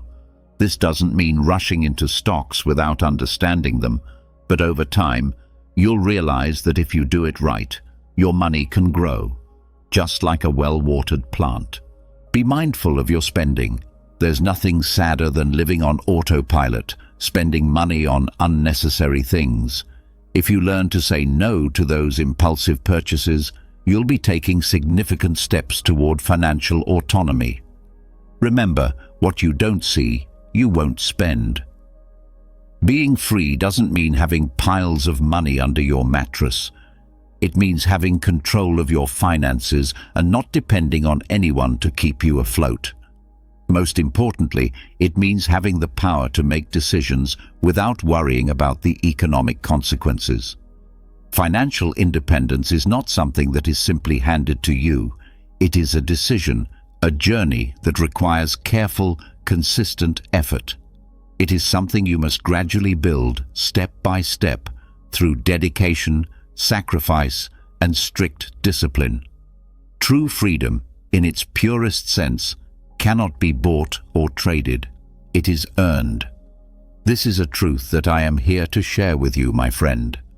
Real freedom doesn't come from what you own, but from your ability to manage what you have. Your happiness is not determined by others, but by how you control and manage your own thoughts, actions, and emotions. It is quite fascinating how, almost without realizing it, we often give away the keys to our happiness to others. We do this with the hope that if someone else takes care of our emotional needs, life will become easier. We tend to think that if we have the right person by our side, everything else will fall into place. But what if I told you that your happiness has nothing to do with other people? In reality, you are the sole owner of your happiness. I know it may sound strange, but keep reading and you will begin to understand. The truth is that no matter how hard we try, we cannot control the emotions of others, and we certainly cannot place the responsibility for our happiness in their hands. Think about it. What happens if the person you expect to make you happy decides not to fulfill that role? Or worse, what if you become someone who constantly seeks approval from others to feel good about yourself? That kind of happiness, based on external validation, is unstable and unreliable. It is like trying to build a house on sand. No matter how many times you decorate the exterior, the foundation remains weak and unsteady if it is not grounded in self-control and personal understanding. Acknowledging that happiness is within your own hands is empowering, but it is important to recognize that achieving this internal peace is not easy. It requires deep and consistent effort to stop placing the responsibility for your well-being in the hands of others. The first step is understanding this truth. You must learn to be content with yourself without depending on external sources. While you may not have control over the things that happen around you, you do have control over how you respond to them. It's not about avoiding life's challenges, but about learning to navigate through them with the serenity that comes from knowing that everything is temporary, and you, at your core, will remain strong and resolute. So, the next time you feel trapped by the opinions or actions of others, remember this: you are the only person who has the power to decide how to live your life. Happiness does not come from outside sources. It is something that is cultivated from within. Once you learn to be happy on your own, you will not need anyone else to feel complete. After all, if you don't learn to be happy by yourself, who will do it for you? Let me make this very clear, my friend. Happiness is not something you will find in others. It is in how you choose to perceive the world around you. Now, let's talk about strength in adversity. Have you ever felt like the entire world is crashing down around you?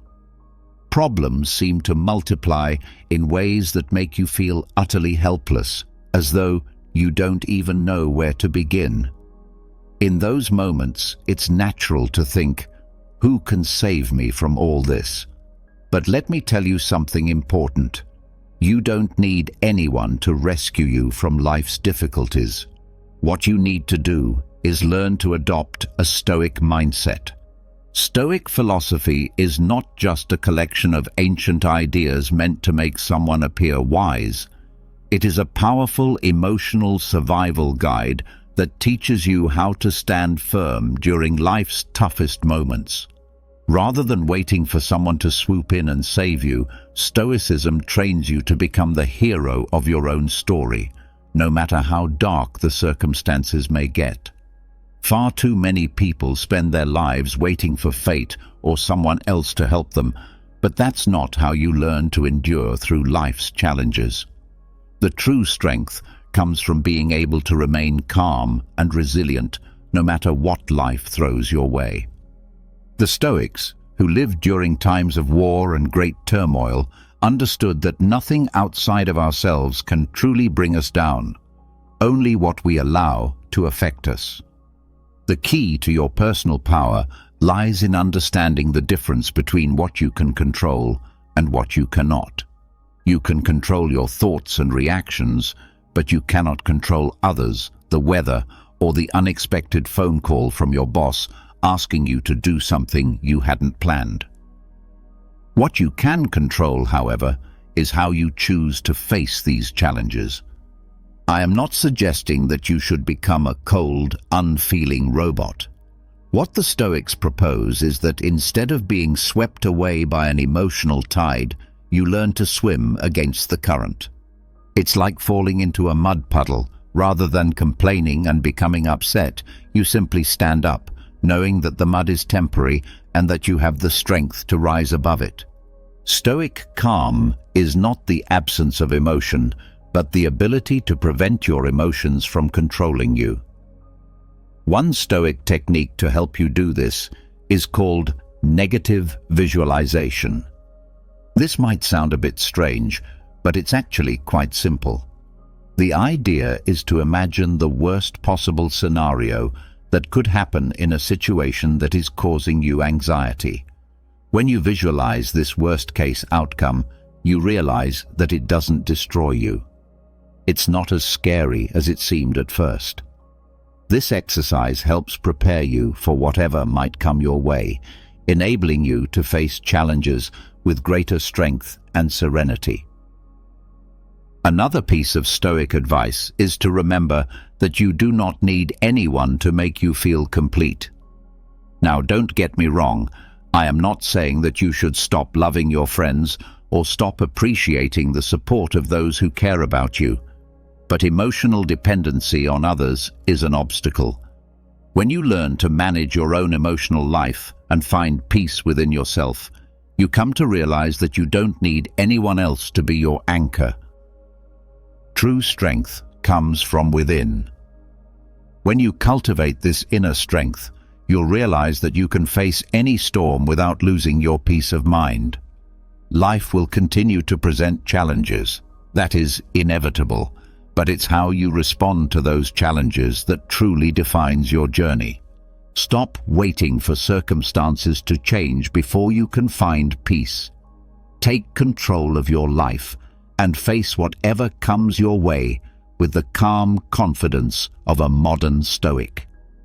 True peace is not the absence of problems, but the ability to choose how you respond to them. Finally, let's explore the idea of being everything you need. Have you ever stopped to think that you don't need anything or anyone to be happy? It may sound strange, especially in a world where so many people are searching for something or someone to make them feel complete. But bear with me, because this is where things get interesting. When you learn to become everything you need, life transforms in ways you can't even imagine. The first thing you need to realize is that depending on others to feel happy is not only a myth, it's a mistake. Of course, it's wonderful to be surrounded by people who care about you, but if your happiness relies entirely on others, you will never fully control your own life. It's like relying on someone else to recharge your emotional batteries. But what if you could be your own charger? What if you could find that power within yourself? This is where self-awareness comes into play. Getting to know yourself is not a quick process. It's not a 5-minute introspection session followed by immediate answers. It's a long, sometimes uncomfortable, and often challenging journey. But the rewards are immense. When you truly understand yourself, you realize that you don't need constant validation from others. You don't need their approval or their love or their attention to feel good about who you are. The key is learning to live fully and independently, not in the sense of being alone, but in the sense of being content with your own company. When you no longer depend on others to define your worth, you will find true freedom. The Stoics understood this principle well. Stoic philosophy teaches that we cannot control what happens around us, but we can control our response to it. True freedom lies in not needing anything outside of ourselves to feel complete. I know this may sound like something from a cheesy self-help book, but if you think about it, it makes perfect sense. When you base your happiness on people or circumstances, You are always on an emotional roller coaster. But when you take control of your own life, no matter what happens around you, and realize that you already have everything you need within you, you find peace. So, how do you get to this point? First, let go of what you cannot control, the opinions of others, their malicious comments, and the external expectations placed on you. Stop carrying around all that unnecessary weight. Make a conscious effort to truly understand yourself. Ask yourself the deep, difficult, uncomfortable questions. Discover what you really like, what makes you feel good without anyone telling you what you need to feel complete. The next step is to cultivate emotional independence. This is not about being alone. It's about being at peace with yourself, enjoying your own company, and not feeling like you need anyone else to make you feel whole. With every step you take toward this independence, you'll be closer to realizing that you are everything you need to be.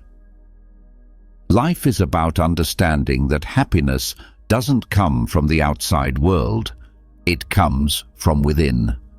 When you stop needing others to define your worth, you realize that everything you've been searching for, you already have. And that, my friend, is true freedom. No matter how painful it may seem, I'll make it clear to you. Fulfillment doesn't come when you find what you're looking for. It comes when you realize you already had everything inside of you all along. Imagine this. Right now, you have the power to turn your greatest challenges into your most meaningful successes. But how, you may wonder? Today, we're diving into Stoicism, an ancient philosophy that has helped people overcome adversity and find peace in the midst of chaos for centuries. Think back to a time when you faced a situation that tested your patience or shook your confidence. How did you react? Were you controlled by your immediate emotions, or did you choose a response aligned with your core values and beliefs? This is where Stoicism comes in, guiding us to approach life's challenges with courage, wisdom, and composure. Today, we'll explore a powerful idea with ancient roots that is just as relevant today: the practice of training your mind to respond, not react. This isn't just about staying calm in difficult situations. It's about developing a deep awareness and being fully present in the moment. This helps you move through life's ups and downs with intention and grace. The Stoics, ancient thinkers known for their practical outlook on life, had much to say on this topic. They believed that while we can't control what happens to us, we can control how we interpret and respond to those events. Stoicism encourages us to focus on what's within our power, teaching us to detach from external circumstances and ground ourselves in reason and choice. This wisdom can inspire us to pause, reflect, and choose our actions thoughtfully rather than reacting impulsively. Why is this important? Consider how much of our stress, regret, and frustration stem from quick reactions to what others say or do. Imagine being able to stay calm, centered, and thoughtful, even when the world around you is anything but. This isn't just about finding inner peace. It's about becoming a more effective, compassionate, and resilient person. These qualities have the power to transform not only your life, but also the lives of those around you. In today's conversation, we'll explore various strategies that combine insights from modern psychology and Stoic philosophy. These strategies will help you develop a responsive mindset. We'll discuss how to cultivate mindfulness, why responding instead of reacting matters in today's world, how to express emotions constructively, and how to keep the bigger picture in mind, a perspective in which the Stoics excelled. By the end of our discussion, you'll have a toolkit of strategies to help you pause, assess, and respond thoughtfully to whatever life throws your way.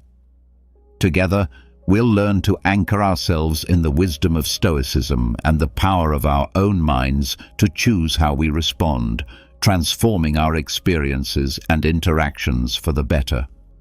As we explore the essence of responding over reacting, we enter a space where every thought and action is intentional, echoing the timeless teachings of Stoicism. The Stoics, those ancient philosophers from Greece and Rome, held principles that are incredibly relevant to our fast-paced modern world. They emphasized the importance of mastering our emotions and reactions, teaching that true power lies in our ability to choose how we respond to any situation. So, why is it so important to cultivate the ability to respond rather than react impulsively? Imagine you're in a tense meeting or facing a personal challenge. The natural instinct is often to react immediately, driven by a surge of emotions. While this reaction is instinctive, it's rarely in our best interest.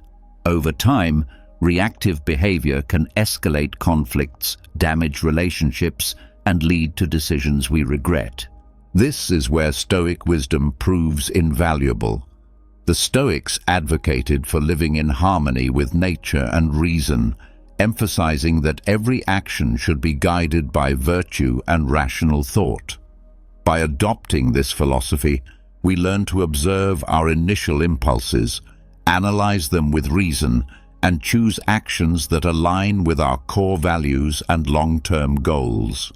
Responding instead of reacting means taking a moment to pause when faced with a triggering situation.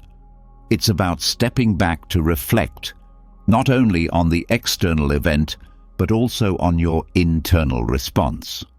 This pause gives you the opportunity to consider different outcomes and choose the one that is reasoned, balanced, and most importantly, under your control. In practicing this Stoic approach, you're not ignoring or suppressing your emotions. Rather, you acknowledge them, understand their roots, and then decide whether and how they should influence your actions. This process empowers you to engage with the world in a way that preserves your inner peace and integrity, no matter what happens externally.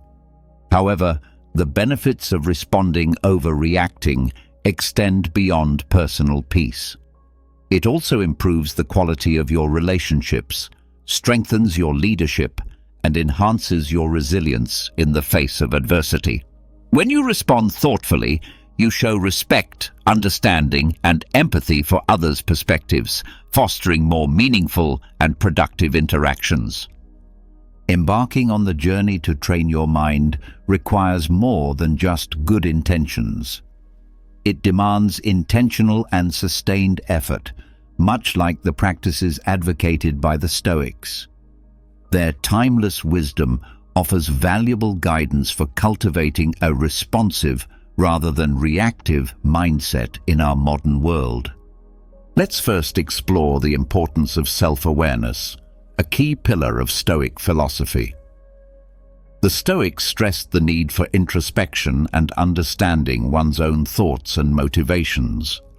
In this context, self-awareness means developing a keen understanding of your mental and emotional states. When you're aware of your thoughts and feelings, you're better equipped to manage them effectively. This heightened awareness helps you recognize the onset of emotional reactions and take the crucial first step toward choosing a more reasoned response. Next, we'll explore the practice of pausing, a simple yet powerful strategy. Marcus Aurelius, the Stoic emperor, often spoke of the space between stimulus and response, the moment when we have the power to choose our actions. By cultivating the habit of pausing, we gain the ability to make more intentional, thoughtful decisions in the face of life's challenges.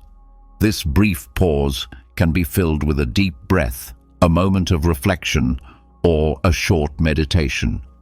In this space, we can connect with our inner Stoic, asking ourselves what virtue is needed in the moment and which response aligns with our highest self.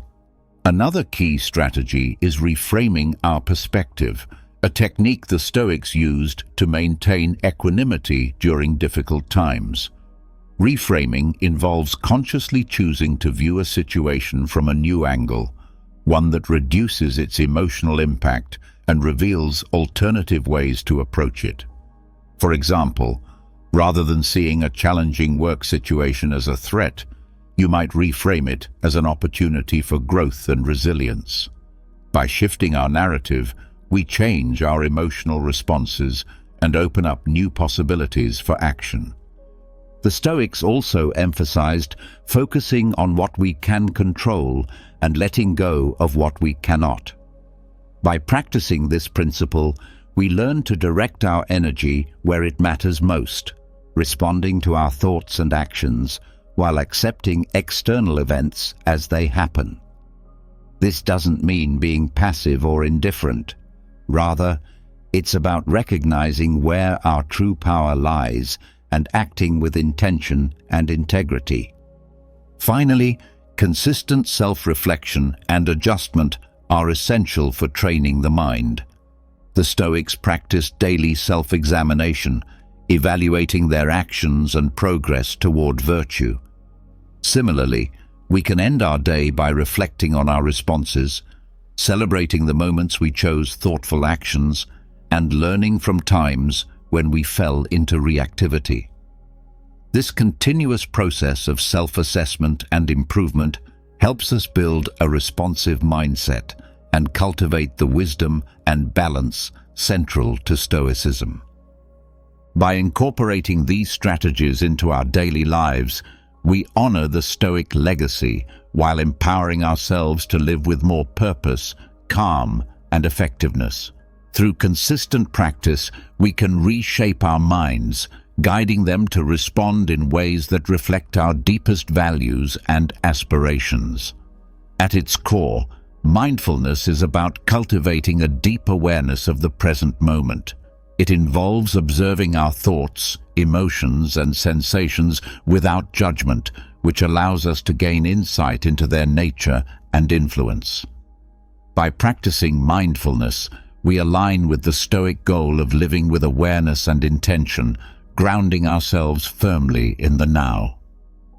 Mindfulness practices for a Stoic life.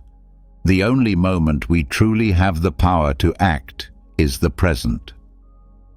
One effective way to cultivate mindfulness is through focused attention exercises like breath meditation. By simply observing our breath, each inhale and exhale, we strengthen our ability to concentrate and bring our attention back to the present whenever it wanders. This practice isn't just about relaxation, it's training for the mind, improving our ability to stay focused and present amidst life's distractions. Another key mindfulness practice is mindful observation, which can be applied to any activity. Whether you're eating, walking, or performing routine tasks, you can practice being fully engaged in the moment, observing each aspect with curiosity and openness. This enhances the experience itself and also strengthens your ability to stay focused and responsive in various situations. Body scan meditation is another powerful technique that fosters both body awareness and presence. By slowly scanning through different parts of the body, we develop a deeper connection with our physical selves while also recognizing and releasing built-up tensions and emotions. This practice mirrors Stoic reflection on the body's nature and emphasizes not letting physical sensations overly influence our rational minds. Incorporating mindfulness into our interactions with others can also transform our relationships and communication. By being fully present, listening attentively, and observing without judgment, we foster deeper understanding and connection. This practice aligns with the Stoic value of empathy and the recognition that others too are rational beings navigating their own challenges and experiences. Implementing response over reaction in daily life. By embracing these mindfulness practices, we follow a path laid out by the Stoics, one that leads to greater clarity, tranquility, and effectiveness in our actions. As we cultivate a mindful presence, we equip ourselves with the tools to respond to life's challenges with grace, wisdom, and composure, embodying the best of Stoic-inspired living. Let's now shift our focus to the practical application of the mindfulness and Stoic insights we've gained, aiming to create a lifestyle where thoughtful responses take precedence over impulsive reactions. The goal of practicing response over reaction is not about suppressing our natural instincts. Instead, it's about deepening our engagement with life in line with the Stoic virtue of living with intention and rational thought. To truly embody the principles we've discussed, it's essential to establish daily practices that help us respond thoughtfully. Picture yourself in a challenging situation, perhaps a disagreement at work or an unexpected setback. Your immediate impulse might be to react emotionally, driven by frustration or disappointment. However, this is precisely the moment to tap into your Stoic-inspired training. Pause and reflect on the bigger picture.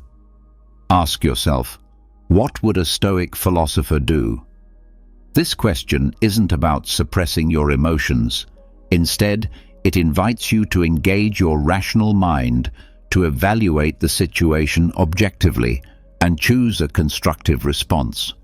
The goal is not to eliminate emotions, but to channel them productively, using reason to navigate through them. Acknowledge your feelings, understand what triggered them, and then, with clarity and calm, decide on the best course of action that aligns with your values and goals. In practical terms, this could mean taking a brief walk to clear your mind before replying to a provocative email. Or it could involve digging deeper into what's truly bothering you in a conflict, addressing the root causes rather than reacting to surface-level frustrations. Each time you choose to respond instead of react, you're reinforcing a pattern of thoughtful engagement with life's challenges, building resilience, and fostering a greater sense of peace and satisfaction. Integrating this approach into your daily routine amplifies its impact. Start your day by reflecting on your intentions, reminding yourself of your commitment to respond thoughtfully in various situations. Make journaling a regular habit, using it to reflect on your responses, celebrate successes, and identify areas for improvement. Above all, embrace a mindset of continuous learning and growth, recognizing that each day offers a new opportunity to practice and refine your ability to respond rather than react. By committing to this path, you're not simply adopting a strategy for stress reduction or conflict management. You're embracing a way of life that reflects the Stoic pursuit of virtue and wisdom. You're choosing to live intentionally, aligning your actions with your highest ideals. In doing so, you contribute to a more thoughtful, compassionate, and responsive world. The journey from reaction to response is transformative, leading us toward a deeper engagement with both our inner selves and the external world. This is the path that the Stoics walked with dedication, and now, with their wisdom guiding us, we too can navigate life's challenges with grace, equanimity, and rationality, embodying the true spirit of Stoicism in our modern world.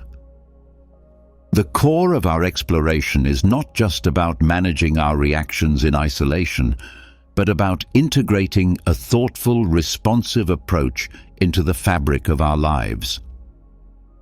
By embracing Stoic principles, focusing on what we can control, acting with reason, and striving for virtue, we empower ourselves to face life's challenges with greater calm and purpose. This Stoic-inspired path invites us to view every moment as an opportunity to practice our commitment to responding thoughtfully rather than reacting impulsively.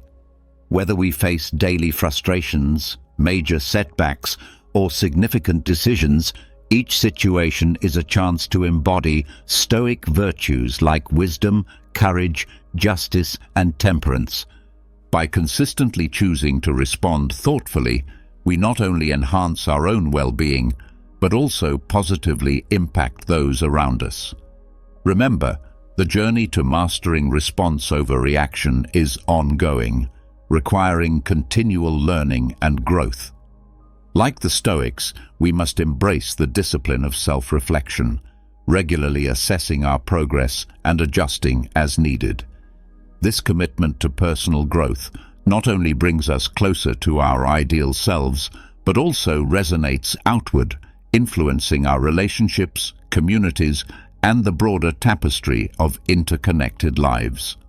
As we near the end of this journey together, remember, every moment is a choice.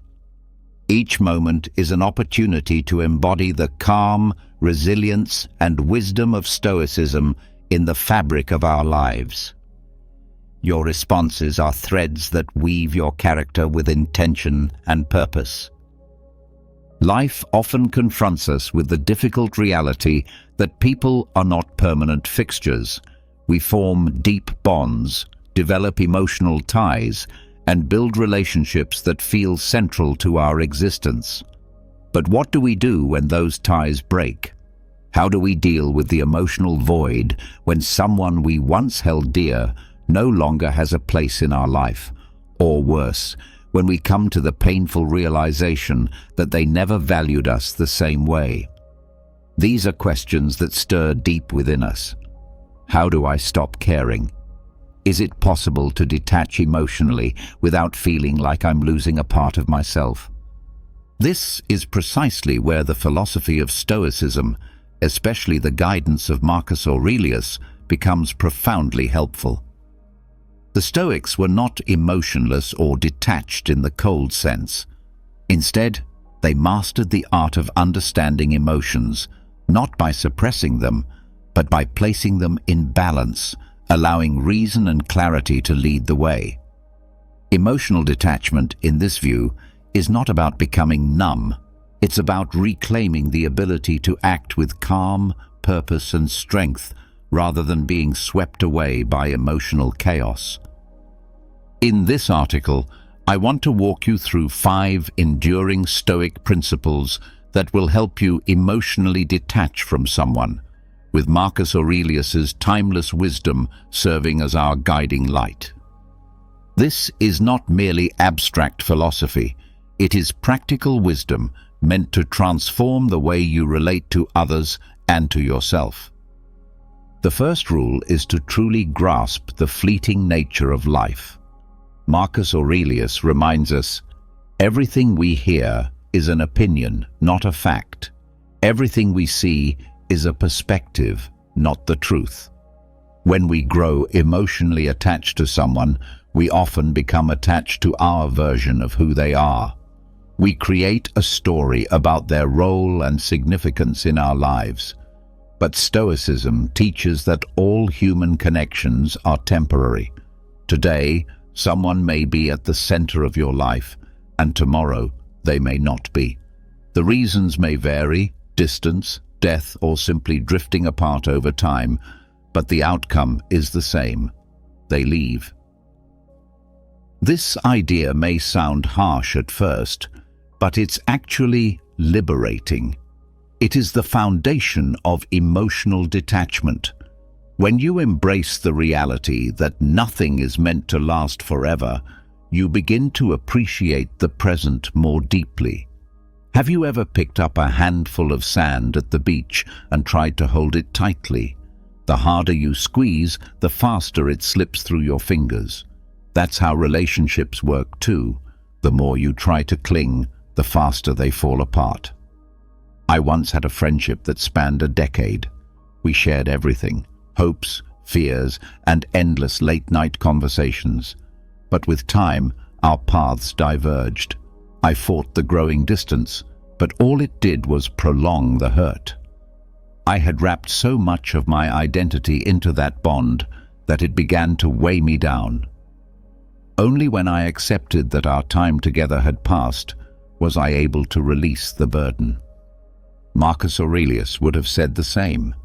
Accept the natural ending of things, and your suffering will be lighter when they end. The second rule is to take charge of your emotions by using rational thinking. We often assume that emotions are in control, that they just happen and we must endure them. Sadness, anger, heartache, these emotional responses can feel overwhelming, especially when tied to someone we care deeply about. But here's the truth. Emotions are not facts. They are the result of your thoughts, your beliefs, and the way you choose to interpret events. Marcus Aurelius and other Stoic thinkers firmly believed in the power of the mind to shape emotional experience. You have power over your mind, not outside events. Realize this, and you will find strength. He wrote that emotional detachment begins with the realization that your mind has the ability to control your emotional state. The thoughts you entertain about someone can either stir up a storm within you or bring calm to those same emotional waves. Imagine you're in the aftermath of a breakup, feeling emotionally wrecked, looping past conversations in your mind, obsessing over every word, every moment, and asking yourself, why did this happen? Or, how could they move on so easily? The Stoic response invites you to redirect that energy. Rather than handing your emotions the steering wheel, ask yourself, what are the facts? And how else can I view this situation? The goal is to intentionally choose thoughts that liberate you from suffering, not those that intensify it. Reflect on this for a moment. When something upsetting happens, when you argue with someone you care about, when you feel dismissed, when you're disappointed, what's the first thing you do? You interpret the situation and assign meaning to it. But in truth, it isn't the event itself that causes your emotional distress. It's the way you choose to perceive it. Marcus Aurelius once said, "The soul becomes dyed with the color of its thoughts." In other words, your emotional experience is shaped directly by your inner narrative. Let's say you send a heartfelt message to someone you care deeply about, maybe a friend, a partner, or a family member, and hours go by without a response. Instantly, your mind kicks into overdrive. Did I say something wrong? Are they angry with me? Do they even care about me anymore? As time continues to pass, those thoughts snowball. What starts as mild concern grows into irritation, maybe even anxiety or resentment. But ask yourself, what's the actual truth in this scenario? Is it the delay that's truly causing your emotional upheaval? Or is it the story you're telling yourself about that delay? The Stoic approach teaches us to pause and challenge these reflexive emotional responses with rational thought. What do you actually know? The only confirmed fact is that they haven't responded yet.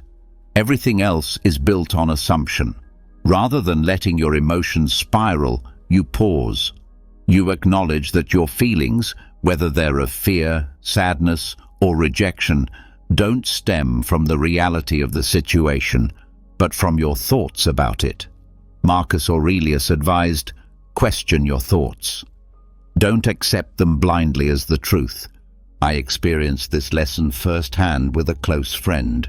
We had been talking about something meaningful, and then suddenly they stopped replying. At first, I dismissed it, but as the hours passed, I felt a creeping sense of worry. I started to think, maybe they're upset with me. Maybe I said the wrong thing. By the time night fell, I had convinced myself the friendship was falling apart. I was tangled in a mess of worry, guilt, and frustration.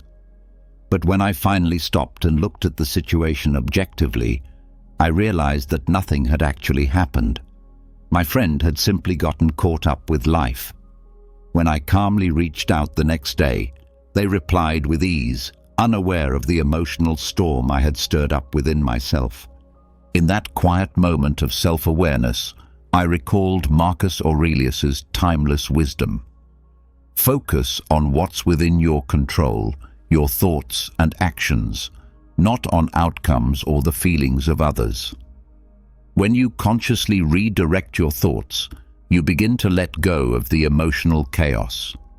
If you're still here, I encourage you to like the video and share a moment from your own relationships when you noticed this same pattern. Your reflections could help someone else become more mindful and cultivate stronger, healthier connections. Now let's turn to the third principle: practice negative visualization. At first glance, the idea of negative visualization might seem unusual or even unhelpful. Why would anyone choose to deliberately picture the loss of someone or something they hold dear? Doesn't that just cause more emotional distress? But in truth, this ancient Stoic practice, widely embraced by Marcus Aurelius, is actually one of the most effective methods for developing emotional detachment, not by closing yourself off, but by mentally preparing for life's inevitable changes and losses. The concept is simple, yet deeply transformative. By envisioning the worst-case scenario ahead of time, you reduce its emotional impact if or when it does occur. This doesn't mean you should become pessimistic or believe that things will always go wrong. Rather, it's a way of training your mind to accept life as it truly is, instead of clinging to the way you wish it would be. Marcus Aurelius advised, "Do not disturb yourself by imagining the whole of your life's troubles at once. Instead, meet each as it arises with calmness and self-control." In other words, negative visualization is a way to build mental and emotional strength. Think of someone you're very close to, perhaps a romantic partner, a best friend, or a beloved family member. Now, try to imagine your life without them. Picture your days unfolding without their presence, their voice, their support. It may feel uncomfortable or even painful, and that's exactly the point. The Stoics believed that by confronting the possibility of loss in your imagination, you weaken its power to break you in real life. I remember using this practice when my closest friend was considering relocating to another country. We had shared so many years side by side, and the idea of them living halfway across the world filled me with anxiety and sadness. But instead of pushing those feelings away, I embraced them through visualization. I imagined daily life without them, finding joy in new routines, spending time with other people, creating new experiences. So when they finally did move, I didn't fall apart. The loss was still real and it still hurt, but I had already mentally prepared for it. That mental rehearsal made all the difference. Another powerful aspect of negative visualization is the recognition that loss is a natural part of the human experience. Everything you value, whether it's a relationship, a situation, or a possession, will eventually pass, whether through change, separation, or death. This isn't meant to be a depressing realization, but a freeing one. When you stop assuming that things will always remain the same, you also stop feeling entitled to their permanence. And when that sense of entitlement fades, the fear of losing those things starts to fade with it. Think about how most of us approach relationships. When we enter into one, we often assume it will last forever. We don't plan for it to end. But the truth is, there are no guarantees. The Stoic mindset doesn't ask you to give up on love or connection. It asks you to value them fully while they last, with the understanding that change is always possible. This shift in thinking allows you to love more freely and appreciate each moment for what it is, rather than trying to control or prolong it. I once found myself in a relationship where I was overwhelmed by the fear that it might end. That fear consumed me. I tried to hold on tighter, to control every detail, to protect the relationship at all costs. But when I began practicing negative visualization, something shifted. I pictured what life might look like afterward. It was hard, even painful, but it helped me to stop obsessing over keeping things perfect. It reminded me to be thankful for what I had in the present. And when that relationship eventually ended, I wasn't as shattered as I feared. I was prepared. I had already grieved the idea of loss, and that allowed me to move forward with more strength. The real value of negative visualization lies in its ability to strengthen your emotional foundation. By repeatedly imagining the worst-case scenarios, not to invite fear, but to train your mind, you become more grounded and less shaken by life's changes. You come to understand that even in the face of loss, you can survive, adapt, and find peace. And that's the true essence of emotional detachment. Not a detachment from life or love, but from the illusion that you need things to stay the same in order to be okay. Now we move into Rule 4. Focus on what you can control, one of the central pillars of Stoic philosophy. One of the fundamental teachings of Stoicism, and one of the most empowering realizations you can come to, is the understanding that there are things within your control, and there are things that are completely beyond your control.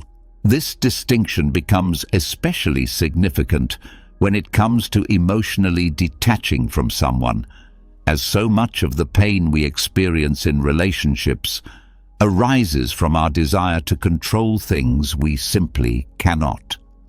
Marcus Aurelius repeatedly stresses in his meditations the importance of focusing solely on what is within our control, our thoughts, actions, and responses. Everything else, including other people's behavior, the outcomes of situations, and the passing of time, lies outside of our influence. The more we attempt to control what we cannot, the more we subject ourselves to unnecessary suffering.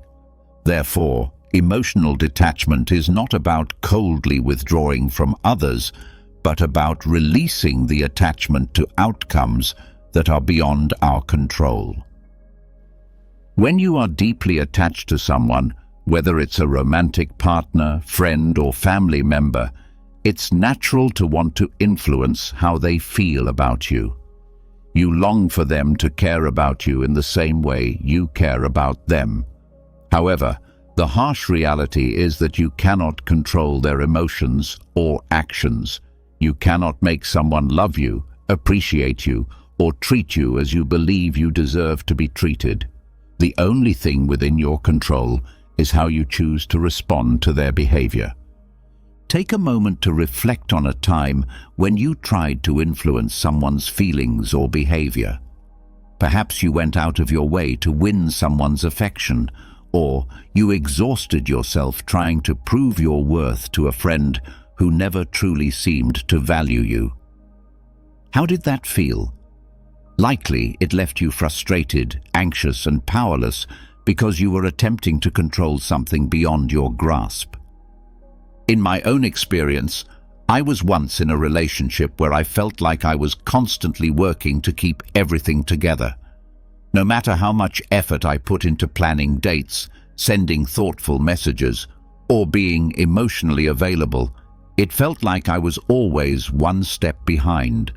They would pull away, and I would try even harder to keep them close. It became a cycle of endless anxiety because I was trying to control how they felt about me. But when I started to embrace the Stoic principle of focusing only on what I could control, my own actions and sense of self-worth, I began to let go of the anxiety. I came to realize that I couldn't make them love me more or treat me better. All I could control was my own response. In that moment, I chose to detach, and the relief that came from letting go of that emotional burden was immense. One of the most liberating things you can do for yourself is to embrace emotional autonomy, the understanding that your happiness, peace, and emotional stability should not be dependent on someone else's behavior or feelings. When you place your emotional well-being in the hands of another person, you give away your power. You become a prisoner to their actions, moods, and decisions. Imagine you are in a friendship where you constantly feel sidelined. Your friend no longer makes time for you as they once did, and you begin to feel neglected. Naturally, this will hurt, and you may find yourself dwelling on what you did wrong or wondering why they've pulled away. But here's the critical point. Their behavior is beyond your control. The only thing you can control is how you respond. Do you want to spend your energy chasing after someone who doesn't value you, or would you rather focus on nurturing the relationships and activities that bring you joy and fulfillment? When you shift your focus to what is within your control, your own emotional state, you begin to take back your power. You stop relying on someone else's validation or attention to feel whole. Instead, you create your own emotional balance, independent of the external circumstances around you. In my own life, I've experienced friendships where I realized I was giving far too much influence to how the other person treated me. If they were distant or dismissive, I'd feel unworthy, but if they were warm and attentive, I'd feel valued. This constant emotional roller coaster was exhausting, but when I began applying Stoic principles, I made a conscious choice to stop tying my self-worth to how others acted. I focused on nurturing my own emotional well-being, irrespective of their behavior. This didn't mean I cared less about them. It simply meant I stopped allowing their actions to dictate my inner peace. The ultimate goal of emotional detachment is not indifference, but acceptance. Acceptance of the fact that life is unpredictable, that people are unpredictable, and that no matter how much we wish we could control everything, we cannot. What we can do is accept things as they are, rather than wishing them to be something else. Imagine you're facing a breakup. You feel lost, hurt, and overwhelmed by the situation. Your mind races with questions like, what if I had done something differently? Why did this happen? Can I fix this? These are natural questions, but they're rooted in a desire to control something that has already happened, a longing to reverse the outcome. Instead of tormenting yourself with these what-ifs, the Stoic response is to accept the reality of the situation. Marcus Aurelius wrote, "The impediment to action advances action. What stands in the way becomes the way." In other words, the obstacles we face are not hindrances, but opportunities for growth. By accepting what is outside your control, you stop wasting energy trying to change the past or influence others, and instead you focus on how you can move forward. During one of the most difficult periods of my life, I experienced the sudden and painful loss of a relationship I thought was solid. At first, I was consumed by the desire to understand why it had happened and what I could have done differently. But gradually, I came to realize that the only way to find peace was to accept the situation as it was, not as I wished it would be. I couldn't change the past, and I couldn't control how the other person felt. What I could control, however, was how I responded to that loss. Instead of clinging to what was gone, I chose to embrace the present reality. And in doing so, I found strength in acceptance. Reflecting on the bigger picture is a critical aspect of emotional detachment. When you are deeply caught up in the emotions of a relationship or a challenging situation, it's easy to lose perspective. Stoic philosophy, particularly through the teachings of Marcus Aurelius, encourages us to take a step back and look at the larger picture. Aurelius often pointed out that our troubles, fears, and desires are only fleeting moments in the grand span of time. Adopting this broader perspective makes emotional detachment much easier. Ask yourself important questions such as, will this pain matter in 5 years? Or, does this person truly define my entire existence? Shifting your focus from immediate emotional turmoil to a higher level of reflection helps you realize that much of your distress is tied to temporary circumstances. Stoicism teaches us that no single person or event should hold such sway over our emotional well-being. When you become overly attached to someone, it's easy to make them the center of your universe. Your happiness and sense of self-worth can become intertwined with their presence or absence in your life. However, stepping back and gaining perspective helps you realize that life is constantly changing, and relationships, no matter how intense, are just one part of your journey.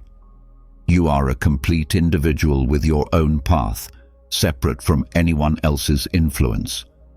In the midst of a breakup or emotional turmoil, it can be difficult to adopt this viewpoint, but reflecting on the larger picture of your life helps you understand that you've already survived emotional challenges before.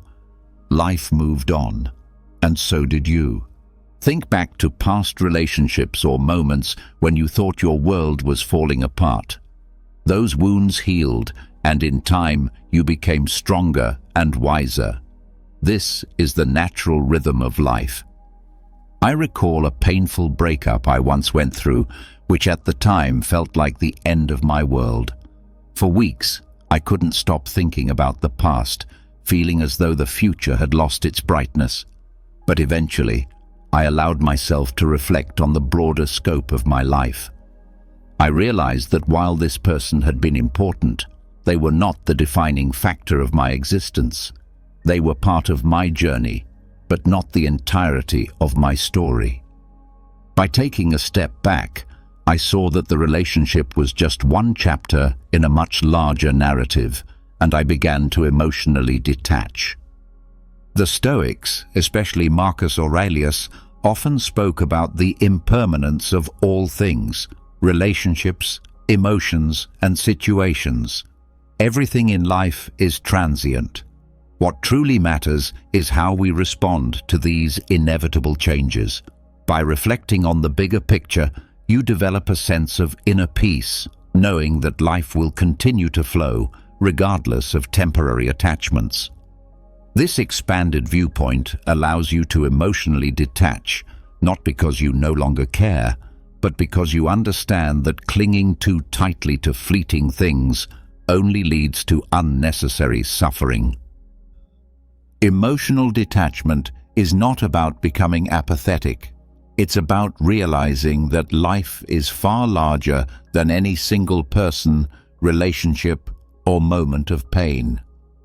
By viewing your life as a vast, interconnected web of experiences, you free yourself from the narrow focus that emotional attachment can create. Ultimately, emotional detachment is not about shutting down your emotions or isolating yourself from the world. It's about building resilience and taking control over how you respond to life's inevitable changes. The Stoic path does not offer a quick fix, but instead provides a means to inner peace. By embracing impermanence, mastering your emotions through rational thought, and reflecting on the bigger picture, you will discover that emotional detachment is a form of self-liberation. So, the next time you feel yourself gripping too tightly to someone or something, ask yourself, do I control my emotions, or do they control me? Emotional freedom awaits those who dare to let go. Seneca's wisdom reminds us again that joy lies in experiencing the present moment without becoming attached to uncertain outcomes. When you build and maintain a life rich with meaningful relationships, regardless of the state of your romantic connection, you reinforce your confidence and emotional independence. This approach can shift the dynamic of your relationship and also prepare you to meet life's difficulties with steadiness and strength. If you found this video meaningful, please give it a like, subscribe to the channel, and leave a comment. Your engagement helps YouTube recognize the value of this content so we can continue creating more videos that make a difference.